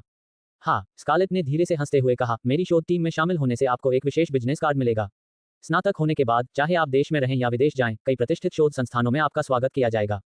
मुझे शोध संस्थानों में कोई दिलचस्पी नहीं है, जॉन ने सीधे सीधे जवाब दिया। और पोकेमोन शोधकर्ता बनना मेरी करियर योजना का हिस्सा नहीं है। ऐसा लग रहा था कि जॉन को भी शोहरत या पहचान में कोई दिलचस्पी नहीं थी। स्कारलेट एक बार फिर अचंभित रह गई। यह कोई आम छात्र नहीं था, उसकी प्रतिक्रियाएं बेहद यथार्थवादी और व्यवहारिक थीं। स्कारलेट ने गहरी सांस ली और दोबारा कोशिश की। मेरी शोध टीम का वार्षिक बजट 500 मिलियन है। टीम के सदस्यों को प्रति वर्ष कम से कम 1 मिलियन पोकाडॉलर मिलते हैं और कनिष्ठ सदस्यों को भी साल में 2 बार शोध यात्राओं जैसे लाभ मिलते हैं। यदि आपका पद उच्च है, तो आपका वेतन और लाभ और भी अधिक हो सकते हैं। मेरे पास पैसों की कमी नहीं है, जॉन ने थोड़ा सिर हिलाते हुए कहा। 10 लाख डॉलर, उसके लिए तो ये जेब खर्च से कुछ ज्यादा नहीं था। जहां तक 500 मिलियन डॉलर के शोध अनुदान की बात है, उसमें से वास्तव में उसे कितनी राशि मिलेगी? शायद बहुत कम। स्कारलेट अवाक रह गई। हाँ, रिवरस्टोन यूनिवर्सिटी जैसे शीर्ष स्तर के संस्थान के पास पर्याप्त धन था, लेकिन जॉन स्पष्ट रूप से पैसे या प्रतिष्ठा से प्रभावित नहीं हुआ था। फिर भी जॉन की कुछ न कुछ इच्छा तो जरूर होगी, है ना? स्कारलेट ने एक पल सोचा, फिर सीधे पूछा, तो फिर तुम क्या चाहते हो? जॉन की आंखों में एक चमक सी कौंध गई। यही वह पल था जिसका वह इंतजार कर रहा था। आपका क्या मतलब है? दुर्लभ संसाधनों तक पहुंचने का एक माध्यम, जॉन ने दृढ़ स्वर में कहा। मैं उच्च गुणवत्ता वाले पोकेमोन आइटम सामान्य कीमतों पर खरीदना चाहता हूं, ऐसे आइटम जो आमतौर पर शीर्ष स्तर के ट्रेनर के लिए आरक्षित होते हैं। अब बात समझ में आई। जॉन को अपने नोजपास ब्रीडर प्रोजेक्ट के लिए टीम में शामिल होने में दिलचस्पी देखकर स्कारलेट को एहसास हुआ कि वह नाम, पैसा या शोहरत के पीछे नहीं भाग रहा था। जॉन कुछ कहीं अधिक व्यवहारिक चाहता था। पोकेमोन की दुनिया में हर तरह की वस्तुएं थीं, लेकिन केवल कुछ चुनिंदा वस्तुओं को ही खजाने के रूप में माना जाता था, ऐसी वस्तुएं जो सामान्य उपकरणों की सीमाओं से परे थीं। उदाहरण के लिए, एक सामान्य black belt fighting type moves को 1% माइनस 20% तक बढ़ा देता है, लेकिन 20% से अधिक बोनस वाला ब्लैक बेल्ट असाधारण होता था। और खेलों के विपरीत, जहां बोनस की सीमाएं होती हैं, वास्तविक दुनिया में ये खजाने के स्तर की वस्तुएं सामान्य सीमाओं को पार कर सकती थीं। 21% बोनस वाला ब्लैक बेल्ट पोकेमोन द्वारा कुछ समय तक उपयोग किए जाने के बाद बोनस को स्थायी रूप से 20% तक कम कर देता था, लेकिन अतिरिक्त 1% पोकेमोन को ही मिल जाता था, जिससे उस पोकेमोन के स्टैट्स स्थायी रूप से बढ़ जाते थे। इस तरह की खजाने के स्तर वाली वस्तुएं बेहद कीमती थीं क्योंकि वे दुर्लभ थीं और पोकेमोन को दीर्घकालिक लाभ प्रदान करती थीं। हालांकि इन्हें ढूंढना लगभग असंभव था। ये सामान्य प्लेटफॉर्म पर उपलब्ध नहीं थी और अक्सर इन्हें जनता को बेचे जाने से पहले ही खरीद लिया जाता था। जॉन को शोहरत में कोई दिलचस्पी नहीं थी और वह खुद पैसे कमा सकता था। उसे बस इन दुर्लभ पोकेमोन आइटम्स तक पहुंच की जरूरत थी, ऐसे आइटम्स जो केवल सही संपर्कों के जरिए ही हासिल किए जा सकते थे। अगर उसे इन खजानों तक पहुंच मिल जाए, तो इससे उसके पोकेमोन को मजबूत बनाने में उसे बहुत बड़ा फायदा होगा। जितनी जल्दी उसे यह पहुंच मिल जाए, उतना ही अच्छा होगा। एक चैनल। स्कारलेट ने इस शब्द को दोहराया और इस पर विचार किया, फिर नई समझ के साथ जॉन की ओर देखा। उसके सामने खड़ा युवक 18 वर्षीय कॉलेज के छात्र जैसा व्यवहार नहीं कर रहा था, वह लगभग 35 वर्ष की आयु के किसी व्यक्ति जैसा लग रहा था, एक व्यावहारिक वयस्क जो मूर्त लाभों की परवाह करता था। मैं आपको वह चैनल दे सकती हूँ, स्कारलेट ने सहमति जताते हुए कहा, फिर पूछा, लेकिन बदले में आप मुझे क्या दे सकती हैं? उस प्रश्न के साथ ही स्टेटस पूरी तरह बदल गई। अब यह एक सामान्य विद्यार्थी शिक्षक संबंध नहीं रह गया था, ये दो बराबर के व्यक्तियों के बीच एक समझौता बन गया था। जॉन ने राहत की सांस ली। उसने स्कारलेट को पारंपरिक अर्थों में गुरु नहीं माना था और उसे खुशी थी कि स्कारलेट उसके साथ छात्र जैसा व्यवहार भी नहीं कर रही थी।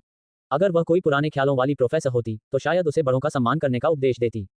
जॉन ने कहा, मैं आपको नोजपास पर अपना सारा शोध उपलब्ध करा सकता हूँ। इसमें मेरे द्वारा एकत्रित की गई प्रजनन रणनीतियां भी शामिल हैं। जॉन ने आगे कहा, मेरे पास बड़ी संख्या में नोजपास पोकेमोन भी हैं। जहां तक मुझे पता है, नोजपास इस देश में काफी दुर्लभ हैं, इसलिए शायद आपके पास इनकी संख्या ज्यादा नहीं होगी। स्कारलेट की आंखें आश्चर्य से थोड़ी चौड़ी हो गईं। क्या आपके पास नोजपास की सुविधा है? जॉन ने बस मुस्कुरा दिया, न तो इसकी पुष्टि की और न ही इसका खंडन किया। ठीक है, स्कारलेट ने दृढ़ता से कहा। उसने अनुबंध अपने सहायक को सौंप दिया और उसमें कुछ बदलाव करने को कहा। फिर वह जॉन की ओर मुड़ी। अगर तुम मुझे एक हफ्ते के अंदर 100 नोजपास दिलवा सकते हो तो चैनल तुम्हारे लिए हमेशा के लिए खुल जाएगा। जब संशोधित अनुबंध जॉन के सामने रखा गया तो वह अब मानक छात्र शिक्षक समझौता नहीं रह गया था। यह अब दो व्यावसायिक भागीदारों के बीच का अनुबंध था। अगली सुबह 7 बजे थे। जॉन उठा, नहाया और अपने पोकेमोन के लिए नाश्ता बनाया। पिछली रात जब वह कक्षा में लौटा तो क्लास मीटिंग पहले ही समाप्त हो चुकी थी। चूंकि वह वहां मौजूद नहीं था, इसलिए रिकॉर्डो को क्लास प्रेसिडेंट चुन लिया गया था। उसे ये भी बताया गया था कि आज सुबह 8 बजे तक सभी को रिवरस्टोन यूनिवर्सिटी के ब्रीडर हाउस से पोकेमोन के अंडे लेने होंगे। जैसा कि ग्रेस ने बताया था, प्रजनन विभाग के लिए सैन्य ट्रेनिंग टास्क के हिस्से के रूप में एक पोकेमोन अंडा दिया जाएगा। कल रात छात्रावास में वापस आकर जॉन ने अपना गेम बॉय चालू किया और ग्रेनाइट केव में पोकेमोन पकड़ने में जुट गया। लेकिन इस बार एक अतिरिक्त काम था, उसे नोजपास को पकड़ना था। ग्रेनाइट गुफा में नोसेपास को पकड़ना प्रोफेसर स्कारलेट के साथ हुए समझौते का हिस्सा था। अगर जॉन ये साबित कर देता कि वह उन्हें पकड़ सकता है, तो प्रोफेसर उसे अपने शोध के लिए और अधिक नोसेपास उपलब्ध कराती।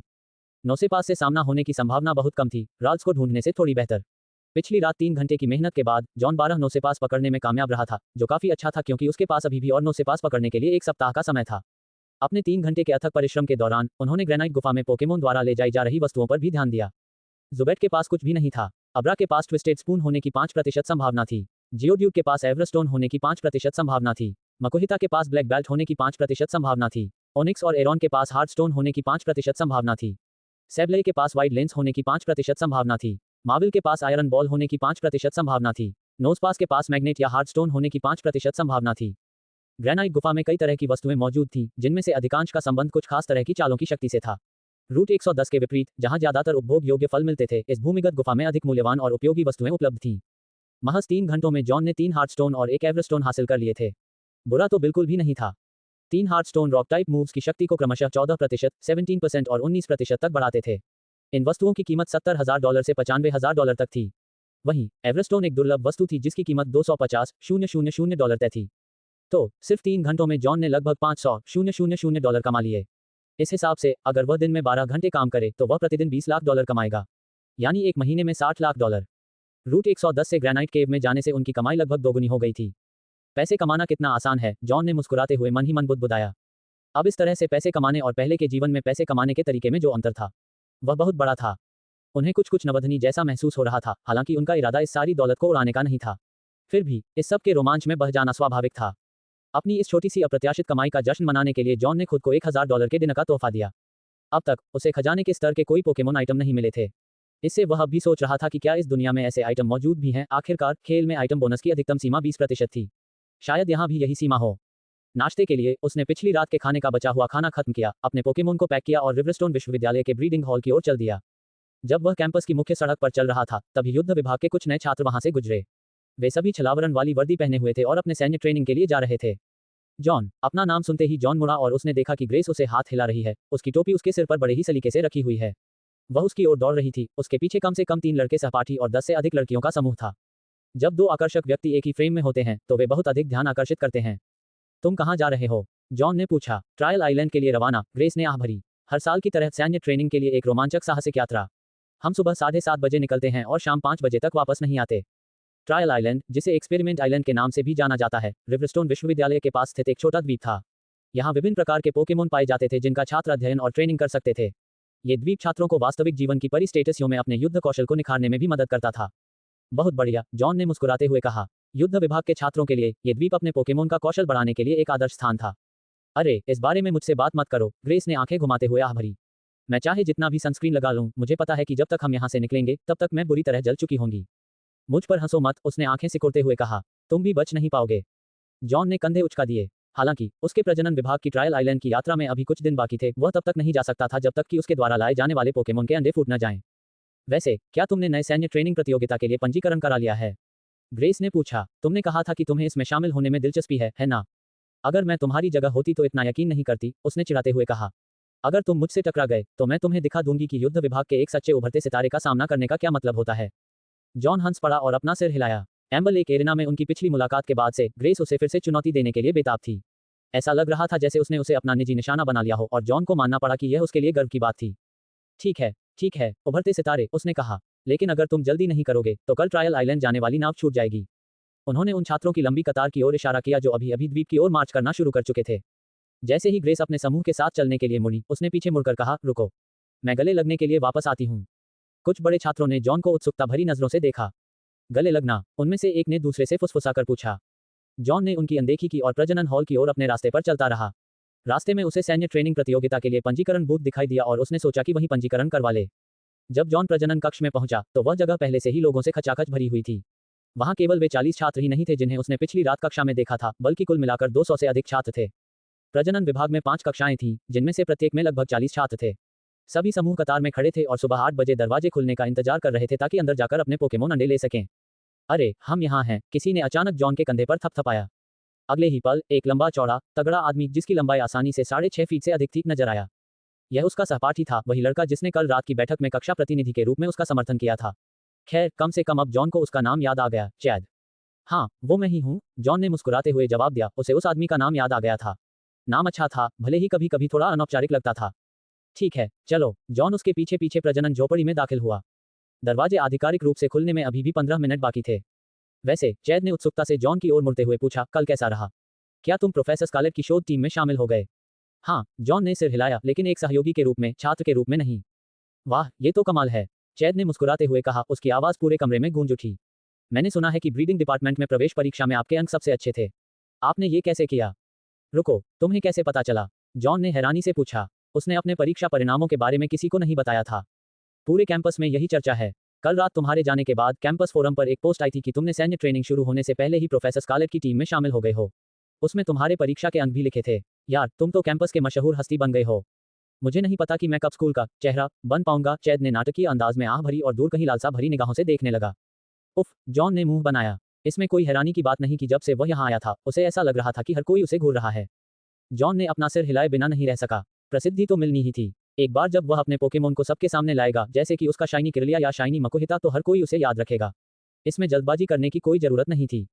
बातचीत के दौरान चैद प्रवेश परीक्षा से लेकर विश्व राजनीति तक हर चीज के बारे में सवाल पूछता रहा। उसकी जिज्ञासा मानो कभी खत्म ही नहीं हो रही थी। जॉन को शक था कि अगर दरवाजे अभी तक नहीं खुले होते तो वे एलियंस के बारे में 1 घंटे तक बहस में उलझ जाते। जॉन को यकीन नहीं था कि एलियंस का अस्तित्व है या नहीं, लेकिन उसे इस बात का पूरा यकीन था कि एलियन जैसे पोकेमोन जरूर मौजूद हैं। ठीक है, सब लोग, डेजी की आवाज शोरगुल के बीच सुनाई दी। कृपया अपने दल के नेता का व्यवस्थित ढंग से अनुसरण करें और प्रजनन झोपड़ी में प्रवेश करें। प्रत्येक कक्षा एक एक करके प्रवेश करेगी। कुल मिलाकर 5 टीमें थीं। 2 टीमों ने एक साथ प्रवेश किया और जल्द ही यह जॉन की कक्षा बन गई। रिकॉर्डों के पीछे पीछे सभी को उस मुख्य कमरे में जाने से पहले एक कीटाणुशोधन जांच चौकी से गुजरना पड़ा, जहां पोकेमोन के अंडे रखे हुए थे। अंदर विशाल कमरे में सैकड़ों अंडे भरे हुए थे। हर अंडा अलग रंग का था और यहाँ तक कि एक ही रंग के अंडों पर भी अनोखे पैटर्न बने हुए थे, ठीक वैसे ही जैसे पेड़ पर 2 पत्ते एक जैसे नहीं होते। अंडों का आकार भी बहुत अलग अलग था, कुछ हाथ जितने छोटे थे, जबकि कुछ इतने बड़े थे कि वे विशाल बास्केटबॉल जैसे दिखते थे। अंडे का आकार चाहे जो भी हो, प्रत्येक अंडे को सावधानीपूर्वक एक कांच के पात्र में रखा जाता था जिसमें तापमान नियंत्रण सिस्टम लगी होती थी। सही तापमान बनाए रखना अंडों के सफलतापूर्वक फूटने और अंदर मौजूद पोकेमोन के स्वस्थ रहने के लिए अत्यंत महत्वपूर्ण था। वाह, ये अंडे तो बहुत प्यारे हैं। ये तो बहुत सारे हैं। हम कैसे चुने? क्या कोई मुझे बता सकता है कि ये अंडे किस पोकेमोन के हैं? मैं लाल वाला चुनूंगा। ये फायर टाइप का ही होना चाहिए। शोर का स्तर इतनी तेजी से बढ़ने लगा कि जॉन को ऐसा महसूस होने लगा जैसे वह किसी व्यस्त बाजार में हो। ठीक है, सब लोग, कृपया शांत हो जाए। डेजी की आवाज गूंजी, मानो सबका ध्यान अपनी ओर खींच रही हो। जल्दी से अपने अंडे चुन लीजिए, लेकिन याद रखिए, निरीक्षण के दौरान उन्हें छूना मत। अगर आपको कोई अंडा चाहिए तो उसे उठाए और पंजीकरण के लिए मेरे पास ले आइए। उसके अधिकारपूर्ण स्वर ने तुरंत ही सारी बातचीत को शांत कर दिया और कम से कम लड़कियां तो आपस में फुसफुसाने लगीं। चैद ने जॉन की ओर मुड़कर कहा, तुम्हें कौन सा पोकेमोन चाहिए? मैं सबसे अच्छा चुनने में तुम्हारी मदद करूंगा। कोई जरूरत नहीं, जॉन ने पास पड़ा अंडा उठाते हुए जवाब दिया। उसे मुफ्त में अंडा चुनने में कोई दिलचस्पी नहीं थी। स्कूल जो भी अंडे दे रहा था वे शायद निचले दर्जे के पोकेमोन ही होते, शायद दुर्लभ भी नहीं। साथ ही हर अंडे के अंदर किस तरह का पोकेमोन है, ये पहचानने की कोई खास क्षमता न होने के कारण सोच समझकर अंडा चुनना व्यर्थ लग रहा था। उसने बस एक चीज उठाई और उसे रजिस्टर कराने के लिए सीधे डेजी के पास चला गया। बस इतना ही? उसने भौहें चढ़ाते हुए पूछा। अब और कोई विकल्प नहीं? हाँ, मैं ठीक हूँ, जॉन ने सिर हिलाया। डेजी ने समूह को संबोधित करते हुए फिर से अपनी आवाज बुलंद की। ट्रेनिंग का पहला चरण अपने पोकेमोन के अंडों को सेने का है। जो भी सबसे पहले सफलतापूर्वक अंडा सेएगा, उसे इनाम मिलेगा, जो उसके पोकेमोन के प्रकार से संबंधित एक विशेष वस्तु होगी। इसके बाद दूसरा चरण खुल जाएगा, इसलिए जैसे ही आपका अंडा सेए, मुझे तुरंत सूचित करना न भूलें। पंजीकरण पूरा करने के बाद जॉन अंडे से भरे कांच के डिब्बे को लेकर प्रजनन झोपड़ी से बाहर निकल गया। रास्ते पर चलते हुए आखिरकार उसे अंडे को और करीब से देखने का मौका मिला। अंडे की पृष्ठभूमि सफेद थी जिस पर लाल, नारंगी, पीला, हरा, नीला, इंडिगो और बैंगनी रंग के गोलाकार धब्बे थे। यह एक छोटे इंद्रधनुष जैसा दिख रहा था। जरा रुकिए, क्या इसका संबंध इंद्रधनुषी थीम वाले पोकेमोन से था? हो शायद। एक पल के लिए जॉन को लगा कि कहीं वह पागल तो नहीं हो रहा। क्या सच में इस साधारण पोकेमोन के अंडे से हो जैसा कोई पौराणिक पोकेमोन निकल सकता है? इस विचार से खेल की एक याद ताज़ा हो गई। पोकेमोन की दुनिया में अंडे समय के साथ अपने आप नहीं फूटते थे। कुछ खेलों में खिलाड़ी द्वारा एक निश्चित संख्या में कदम चलने के बाद अंडा फूटता था। अगर ऐसा होता तो शायद वह अपने गेम बॉय का इस्तेमाल करके अपने कदमों को गिन सकता था और इस तरह अंडे को से सकता था। और अगर वह इसे सबसे पहले सेता तो उसे एक विशेष पुरस्कार मिलता। यह एक अच्छा प्रोत्साहन था। और समय बर्बाद किए बिना जॉन मुड़ा और अपने छात्रावास की ओर वापस चल पड़ा, थोड़ी सी चतुराई भरी चाल से अपने नए अंडे को सेने के लिए तैयार था। छात्रावास में वापस आकर जॉन ने अपना गेम बॉय चालू किया। बेशक पोकेमोन के अंडों को गेम बॉय में भी स्टोर किया जा सकता था। हालांकि पोकेमोन के अंडों ने पोकेमोन रखने के लिए उपलब्ध स्लॉट में से एक को घेर लिया था, इसलिए जॉन ने अपने जिगजैगुन को बाहर निकालने और उसकी जगह अंडा रखने का फैसला किया। चूंकि यह जानने का कोई तरीका नहीं था कि अंडे से बच्चा निकलने में कितने कदम लगेंगे, इसलिए जॉन ने सोचा कि वह इसे ग्रेनाइट गुफा में ले जाएगा, जहां वह घूमकर अपने कदमों की गिनती कर सकता है। जैसे ही उसके हाथ नियंत्रणों पर काम करने लगे, उसका मन अंडे से बच्चे निकालने और शाइनी पोकेमोन की क्वेस्ट्स करने के अपने पिछले अनुभवों की ओर चला गया। उसके पिछले जीवन के खेल में शाइनी पोकेमोन को अंडे से निकालने की संभावना आमतौर पर जंगल में उससे मिलने की संभावना से अधिक थी। कम से कम यही अनुमान था। कई सिद्धांत थे, लेकिन कोई निश्चित प्रमाण नहीं था। गेम में शाइनी चार्म नाम की एक वस्तु भी थी, जो शाइनी पोकेमोन के अंडे से निकलने की संभावना को बढ़ा देती थी। इसी वजह से कई खिलाड़ियों ने गेम पूरा करने के बाद घंटों अपने पसंदीदा पोकेमोन को शाइनी रूप में क्वेस्ट्स में बिताए। कुछ ने स्यूडो लेजेंडरी जैसे दुर्लभ पोकेमोन पर ध्यान केंद्रित किया, जबकि अन्य ने रियोलू या राज जैसे लोकप्रिय पोकेमोन की तलाश की। कुछ ने तो अपने पोकेडेक्स में मौजूद हर पोकेमोन को शाइनी रूप में पाने का लक्ष्य भी रखा। पोकेमोन सिर्फ एक खेल से कहीं अधिक था, ये संग्रह करने और विकास करने के बारे में था। जॉन भी इसी जाल में फंस गया था। उसने शाइनी ड्रैटिनी की उम्मीद में घंटों ड्रैटिनी के अंडे सेने में बिताए, लेकिन 20 बक्सों 1200 अंडे के बाद भी एक भी शाइनी ड्रैटिनी न मिलने पर उसने हार मान ली। खेल में एक डिब्बे में 60 अंडे होते थे, इसलिए 20 डिब्बे खोलने के बाद कुल 1200 अंडे हो गए। जॉन ने मन ही मन मजाक में कहा कि इतने सारे अंडे देने के बाद भी एक भी शाइनी पोकेमोन न मिलने का मतलब है कि उसकी किस्मत दुनिया में सबसे खराब है। हालांकि जब उन्होंने अन्य खिलाड़ियों के परिणाम देखने के लिए ऑनलाइन क्वेस्ट्स की, तो उन्होंने पाया कि फोरम पर कुछ बड़े नामों ने एक भी शाइनी पोकेमोन पाए बिना सैकड़ों बॉक्स खोल दिए थे और उन पर महीनों खर्च कर दिए थे। जॉन के लिए यह विश्वास करना मुश्किल था कि इतने धैर्यवान खिलाड़ी भी हो सकते हैं। क्या इन खिलाड़ियों के पास कोई नौकरी नहीं थी? बेशक समुदाय में कुछ फेटशाली खिलाड़ी भी थे, जिनके पास दुर्लभ 6 रियोलू के पूरे बक्से या 5 आईवी राल्स के पूरे बक्से थे। ये वे खिलाड़ी थे जिनसे हर कोई ईर्ष्या करता था। जॉन को भी उनकी उपलब्धियों को देखकर थोड़ी जलन हुई। ऐसा लग रहा था मानो उन्हें किस्मत का साया मिला हो। शाइनी पोकेमोन न मिलने की सारी निराशा के बाद जॉन ने फिर से कोशिश करने का फैसला किया। अगर मुझे कभी मौका मिला तो मैं ड्रैटिनी के 100 और डिब्बे खरीदूंगा और उसे एक शाइनी पोकेमोन की उम्मीद करूंगा। 3 घंटे बाद जॉन ने एरॉन को हरा दिया था। उसने अपने किरदार को नियंत्रित करते हुए कुछ और कदम बढ़ाए और फिर बिल्कुल खेल की तरह स्क्रीन पर एक पोकेमोन का अंडा दिखाई दिया। लगता तो इतने कदम चलने के बाद अंडा फूट जाएगा, जॉन ने मन ही मन बुदबुदाया। अचानक अंडा चटकने लगा और उसमें से रंग बिरंगे धब्बे दिखाई देने लगे। फिर एक कुत्ते का सिर अंडे के छिलके को तोड़कर बाहर निकला। जॉन ने ध्यान से देखा कि अंडा पूरी तरह से टूट गया और उसमें से एक सफेद फर वाला कुत्ता सीधा खड़ा दिखाई दिया। उसके कान भूरे थे और पूंछ के सिरे हरे रंग के थे। यह एक स्मीरगल था। बुरा नहीं है, जॉन ने प्रभावित होकर मन ही मन कहा। स्मीरगल एक दुर्लभ पोकेमोन था, लगभग उतना ही दुर्लभ जितना स्यूडो लेजेंडरी पोकेमोन। हालांकि इसकी युद्ध क्षमता कम होने के कारण बहुत कम ट्रेनर इसका इस्तेमाल लड़ाई में करते थे। स्मीरगल को पालने वाले अधिकांश ट्रेनर कलाकार थे। इसका कारण यह था कि स्मीरगल में एक अनोखी क्षमता थी, यह अपनी पूंछ से रंग भर सकता था, जो इसके मूड के अनुसार रंग बदलती थी। दुनिया की कुछ सबसे महंगी पेंटिंग्स स्मीरगल द्वारा बनाई गई थीं। कला जगत में स्मीरगल को एक महान पोकेमोन माना जाता था। जॉन को स्मीरगल में उसकी कलात्मक क्षमताओं के कारण दिलचस्पी नहीं थी। उसे तो उसकी खास चाल यानी स्केच बनाने में ज्यादा दिलचस्पी थी। स्केच एक ऐसी चाल थी जिससे स्मीरगल अपने प्रतिद्वंदी द्वारा इस्तेमाल की गई आखिरी चाल को स्थायी रूप से सीख सकता था। इसी वजह से स्मीरगल एक बेहतरीन यूटिलिटी पोकेमोन बन गया। उदाहरण के लिए फॉल्स स्वाइप, मीन लुक, स्पो और सोक जैसी चालों से लैस स्मीरगल के लिए एक बार पकड़े जाने के बाद किसी भी पोकेमोन का भागना लगभग असंभव हो जाएगा। स्मीरगल को फ्लाई, सर्फ, टेलीपोर्ट और डिग जैसी चालों के साथ एक उपयोगी पोकेमोन के रूप में भी इस्तेमाल किया जा सकता है, जिससे ये लगभग हर स्टेटस में उपयोगी हो जाता है। जॉन मुस्कुराते हुए सोचने लगा, स्मीरगल मेरी निजी सेना की तरह है। ये सेना, नौसेना और वायुसेना सब एक साथ है। स्मीरगल की क्षमताओं का सबसे दिलचस्प पहलू यह था कि सैद्धांतिक रूप से यह पौराणिक पोकेमोन के विशिष्ट मूव्स भी सीख सकता था। यदि कोई पौराणिक पोकेमोन स्मीरगल के सामने अपने किसी खास मूव का इस्तेमाल करता, तो स्मीरगल अपने स्केच मूव को उस मूव से बदल सकता था और उसे स्थायी रूप से इस्तेमाल कर सकता था। जॉन ने अपने पिछले जीवन में स्मीरगल का उपयोग विक्रिएट, डूम डिजायर, फ्यूजन बोल्ट और फ्यूजन फ्लेयर जैसी चालों के साथ कुछ रचनात्मक संयोजनों में किया था। यह एक अविश्वसनीय रूप से बहुमुखी पोकेमोन था, लेकिन उसे यकीन नहीं था कि वही टास्क सिस्टम इस दुनिया में भी काम करेगी या नहीं। आखिरकार पौराणिक पोकेमोन की विशेष चालें केवल संख्याओं या आंकड़ों के बारे में नहीं थी, उनके पास अपनी अनूठी शक्तियां थीं जो खेल के डेटा से परे थीं। इस दुनिया में पोकेमोन अधिकतम 4 चालें सीख सकते हैं, लेकिन यहाँ वे जितनी चाहें उतनी चालें सीख सकते हैं। मुझे अब एक दर्जन स्मेयरगल को कामचलाऊ तरीके से प्रशिक्षित करने की जरूरत नहीं है। अचानक जॉन बिस्तर पर सीधा बैठ गया। उसके मन में एक विचार आया। अगर स्मीगल का स्केच किसी भी पोकेमोन की चाल सीख सकता, तो सैद्धांतिक रूप से वह हर पोकेमोन की सारी चालें सीख सकता था। वह जितनी चालें सीख सकता था, उसकी कोई सीमा नहीं थी।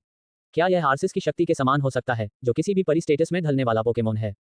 रुको, जॉन ने सिर हिलाते हुए सोचा। ये तो एक बेतुका विचार है। हाँ, स्मीगल में स्केच क्षमता के साथ अविश्वसनीय क्षमता थी, लेकिन फिर भी यह एक साधारण पोकेमोन ही था। इसके आधारभूत आंकड़े बेहद कम थे, केवल 250 अंक। तुलना के लिए, बिना विकास वाला टॉचिक भी स्मीगल से बेहतर आंकड़े रखता। छोड़ो इसे, जॉन ने आह भरी। चलिए, उपयोगिता वाले रास्ते पर ही चलते हैं। यह एक अच्छा उपकरण है, लेकिन खेल की तरह इसके लिए मुझे ट्रेनिंग लेने की जरूरत नहीं है। मैं इसका रणनीतिक रूप से उपयोग करने पर ध्यान केंद्रित करूंगा। अंडे से बच्चे के निकलने का एनिमेशन खत्म होते ही जॉन ने उत्सुकता से अपने नए जन्मे स्मीगल के आंकड़े खोले ताकि ये देख सके कि उसके व्यक्तिगत गुण आईवीएस रखने लायक हैं या नहीं। अगर वे संतोषजनक नहीं होते, तो वह बाद में दोबारा अंडे से बच्चा निकालने पर विचार करता। स्मेयरगल सामान्य प्रकार, स्तर 1, क्षमता, अस्थिर मनोदशा, प्रत्येक बारी के अंत में आक्रमण, रक्षा, विशेष रक्षा या स्पीड में से कोई एक यादृच्छिक रूप से 2 चरणों से बढ़ जाता है, जबकि दूसरा स्टेट 1 चरण से घट जाता है। व्यक्तिगत मान, HP 25 आक्रमण 31 विशेष आक्रमण 31 रक्षा 21 विशेष रक्षा 17 स्पीड 31। चालें, स्केच, संग्रहित वस्तु, कोई नहीं। बुरा नहीं है, जॉन ने जो देखा उससे प्रसन्न होकर सोचा। स्मीगल निश्चित रूप से एक सहायक पोकेमोन के रूप में काम करने के लिए काफी अच्छा था, और इसकी क्षमता अस्थिर मनोदशा इसे थोड़ा अप्रत्याशित बनाती थी, लेकिन इसके निश्चित रूप से कई उपयोग हो सकते थे। जॉन ने पोकेबॉल फेंकी और स्मीगल वांगवू की खुशमिजाज आवाज के साथ कमरे में प्रकट हुआ। उसने मासूम जिज्ञासा से जॉन की ओर देखा। फिर उसकी आंखें उत्साह से चमक उठीं। जॉन के कुछ बोल पाने से पहले ही स्मीगल उसकी ओर दौड़ा, पूंछ को जोर से हिलाते हुए उसके कंधे पर कूद गया। एक झटके में वह नीचे कूदा और पास की दीवार पर जा गिरा। पूंछ को हाथ में पकड़े हुए उसने दीवार पर एक गहरी हरी लकीर खींचनी शुरू कर दी। एक स्वाइप, एक चमकदार हरे रंग की लकीर उस बेदाग सफेद दीवार को काट रही थी। ऐसा लग रहा था मानो स्मीगल को प्रेरणा मिली हो और वह अपनी कलात्मक प्रक्रिया में लीन हो गया हो। जॉन को तो ये कला जैसी किसी चीज से ज्यादा बेतरतीब ढंग से की गई नक्काशी लग रही थी। शायद मुझे इसकी प्रतिभा समझ नहीं आ रही। जॉन ने धीरे से बुदबुदाते हुए अपने बैग से एक कैनवास और कुछ सफेद रंग निकाला। उसने सोचा कि जब तक वह गंदगी साफ करने की तैयारी कर रहा है, तब तक स्मीगल को अपनी रचनात्मकता का आनंद लेने देना ही बेहतर होगा। कुछ और तेज स्ट्रोक के बाद स्मीगल अपने काम से संतुष्ट प्रतीत हुआ। जॉन ने उसे वापस पोकेबॉल में बुलाया, अपना फोन उठाया और डेजी को कॉल किया। हे डेजी, जॉन ने उसके जवाब देने पर कहा। आज सुबह जो अंडा मुझे मिला था, वह फूट गया है। यह एक स्मेयरगल है। क्या, अभी से? क्या तुमने इसे पकाने के लिए किसी बर्तन में डाल दिया है? डेजी की आवाज आश्चर्य से कांप रही थी।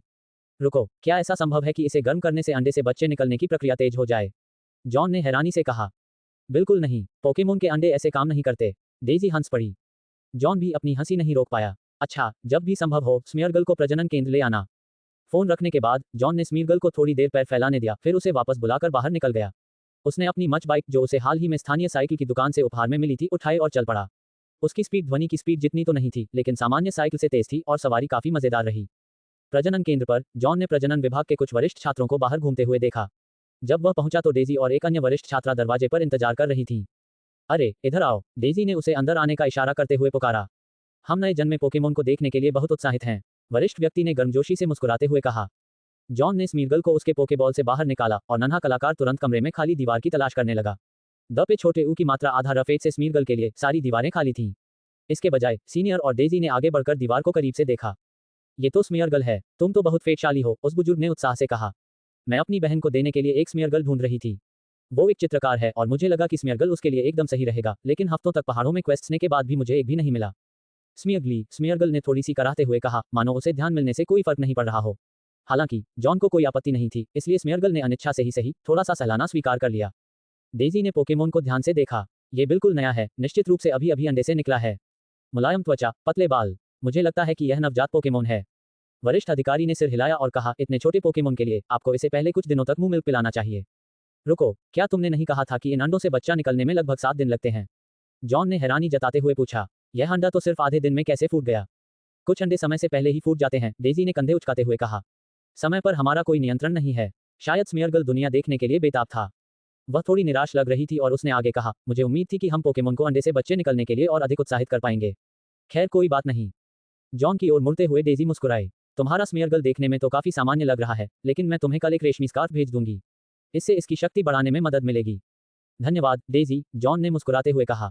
मैं आपका आभारी हूँ। वैसे, क्या आपको पता है कि सैन्य ट्रेनिंग के लिए आगे क्या योजना है? डेजी ने भौहें चढ़ाते हुए कहा, दूसरा चरण। आप युद्ध विभाग के साथ ट्रायल आइलैंड जा रहे हैं। जॉन का चेहरा उतर गया। रुको, अगर मैंने पहले ही एक पोकेमोन को हैच कर लिया है, तो क्या मैं इसे छोड़ सकता हूँ और अपने स्मेयरगल के साथ छात्रावास में ही रह सकता हूँ? चिंता मत करो, डेजी ने उसकी झिझक को भांपते हुए उसे आश्वस्त किया। भले ही तुम युद्ध विभाग में हो, लेकिन ये किसी युद्ध शिविर जैसा नहीं है। तुम प्रजनन विभाग के लिए पेड़ों के फल इकट्ठा करोगे। इसे एक फील्ड ट्रिप की तरह समझो। उसने आगे कहा, ट्रायल आइलैंड में ढेर सारे फल हैं। जब तक आप जरूरत के हिसाब से फल इकट्ठा करते हैं, आपका काम हो जाएगा। साथ ही जो व्यक्ति सबसे पहले सारे फल इकट्ठा करेगा, उसे इनाम के तौर पर एक पोकेमोन आइटम मिलेगा। क्या ये कोई दुर्लभ वस्तु है? जॉन ने उत्सुकता से पूछा। डेजी ने आंखें घुमाई। तुम्हें क्या लगता है, यह कोई पौराणिक वस्तु तो नहीं बनने वाली है? हाँ, मुझे यही लगा था, जॉन ने आह भरी। खैर, मुझे और भी कई कामों पर ध्यान देना है। प्रोफेसर स्कारलेट ने मुझे एक नया काम दिया है और मुझे किसी मामूली चीज की चिंता नहीं है। तो फिर आपको शुभकामनाएं, जॉन के चले जाने पर डेजी ने कहा। कैंटीन में दोपहर का खाना खाने के बाद जॉन वापस छात्रावास की ओर चल पड़ा। वह एक शो देखने के लिए अपने टैबलेट के सामने बैठ गया, लेकिन जल्द ही बेचैन हो गया। उसने अपना गेम बॉय उठाया और अपने संग्रह में और शाइनी पोकेमोन जोड़ने के लिए उनकी तलाश शुरू कर दी। महज 7 दिनों में प्रोफेसर बिर्च के खेत में नोसेपास की संख्या बढ़कर 256 हो गई थी। लेकिन एरॉन की कहानी बिल्कुल अलग थी। उसकी संख्या चौंका देने वाली 1300 तक पहुंच गई थी। ऐसा लग रहा था मानो उन्होंने घर के पिछवाड़े में ही एक चुंबकीय पर्वत या ओरेबर्ग खदान का छोटा सा रूप बना दिया हो। घर के सारे बिजली के उपकरण ठप हो गए थे और अब जॉन को पहाड़ियों में जाकर उन जीवों के लिए भोजन और संसाधन जुटाने पड़ते थे। हालात बहुत खराब थे। खेत के बाहर सिगरेट हाथ में लिए बैठे प्रोफेसर बिर्च ने आह भरी। उन्हें यह महसूस हो रहा था कि जॉन को पोकेमोन की दुनिया में आमंत्रित करना एक ऐसा निर्णय था जो उन्होंने बिना सोचे समझे लिया था। दूसरी ओर जॉन भी कुछ खास खुश नहीं था। उसे जिस शाइनी पोकेमोन की उम्मीद थी वह नहीं मिला, न तो एक ज़ुबेट, न ही एक जियोड्यूड। हालांकि उसने 1300 से अधिक एरॉन पोकेमोन पकड़ लिए थे, जिनका इस्तेमाल वह अंडे से बच्चे निकालने के लिए करने की योजना बना रहा था। कम से कम उसकी किस्मत में एक बात तो अच्छी थी, उसने शाइनी राल्स और शाइनी मकुहिता को पकड़ लिया था। शानदार, जॉन ने अपने फोन की स्क्रीन को घूरते हुए बुदबुदाया। बस शानदार। उसने अपने बैंक खाते की शेष राशि पर एक नजर डाली। शेष राशि $23.42 मिलियन। चलो, कम से कम ये तो कुछ है। संख्याएं, भले ही नीरस और उबाऊ हों, उसके परेशान मन को एकमात्र सुकून दे रही थी। पिछले एक सप्ताह में जॉन को कोई भी शाइनी पोकेमोन नहीं मिला, लेकिन उसकी यात्रा के अन्य पहलू फिर भी फलदायी रहे।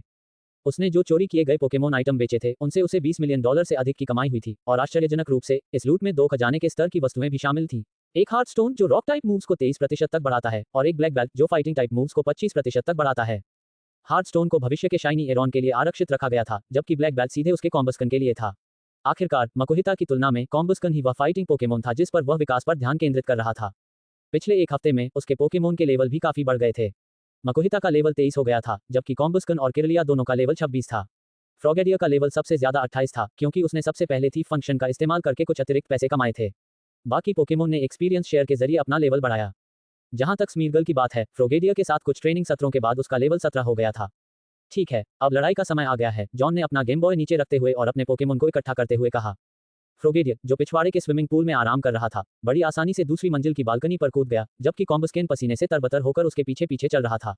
किरलिया जॉन के सामने बैठी थी, कभी काम माइंड के साथ ध्यान लगाती थी तो कभी उसके साथ टीवी देखती थी। मकुहिता सबसे आखिर में आया, स्मीरगल को अपने कंधों पर बिठाए हुए लड़खड़ाता हुआ, हर कदम पर डगमगाता हुआ। यह नजारा देखकर जॉन को लगा मानो पूरा घर हिल रहा हो। विकसित होने के बाद ऊपर मत जाना, जॉन ने चेतावनी दी। उसे सचमुच डर था कि मकुहिता ठोकर खाकर गिर जाएगा और उसके वजन से फर्श टूट जाएगा। मकुहिता ने शिकायत की, लेकिन ये स्पष्ट था कि वह चेतावनी को गंभीरता से नहीं ले रहा था। नकली आंसुओं को नजरअंदाज करते हुए जॉन ने पोकेमोन को उनके संबंधित पोकेबॉल में वापस बुला लिया और अपनी सोनिक बाइक पर सवार हो गया। अब युद्ध क्षेत्र की ओर जाने का समय था। आज का दिन कोई साधारण दिन नहीं था, आज डेलीबर की डिलीवरी का दिन था, लेकिन जॉन को अभी भी एक और काम निपटाना था, नई सैन्य ट्रेनिंग प्रतियोगिता। सैन्य प्रतियोगिता 15 दिनों तक चली। पहले 3 दिन पंजीकरण के लिए थे और अगले 12 दिन प्रतियोगिता के लिए समर्पित थे। इस बार 300 से अधिक ट्रेनर ने पंजीकरण कराया था, हालांकि उनमें से अधिकांश युद्ध विभाग से थे। प्रजनन विभाग से शायद 30 से भी कम छात्र भाग ले रहे थे। प्रतियोगिता की संरचना इस प्रकार की गई थी कि 6 दिनों के भीतर शीर्ष 64 ट्रेनर का चयन किया जाएगा। इसके बाद वे अंतिम दिन होने वाले फाइनल मैच तक नॉकआउट प्रारूप में प्रतिस्पर्धा करेंगे। आज जॉन का पहला मैच था। एक तेज मोड़ लेते हुए वह कोने से फिसलते हुए निकला और आसानी से अपनी बाइक को युद्ध क्षेत्र के पार्किंग स्थल पर पार्क कर दिया। वह जगह पूरी तरह से भरी हुई थी। वहां 40 युद्ध क्षेत्र थे, जिनमें से प्रत्येक दर्शकों से खचाखच भरा हुआ था। कुछ प्रथम वर्ष के छात्र थे, कुछ वरिष्ठ छात्र। वे पोकेमोन देखने आए थे या केवल नए छात्रों को परखने, यह कोई निश्चित रूप से नहीं कह सकता था। युद्ध क्षेत्र संख्या 24, जॉन को प्राप्त टेक्स्ट संदेश से अपना निर्धारित क्षेत्र मिल गया।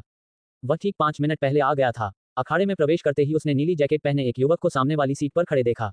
ये सैम था, जिसका नाम पंजीकरण सूची में दर्ज था। जॉन ने परीक्षक को अपना छात्र पहचान पत्र सौंपा और फिर मैच शुरू होने का इंतजार करने के लिए सामने वाली सीट पर जाकर बैठ गया।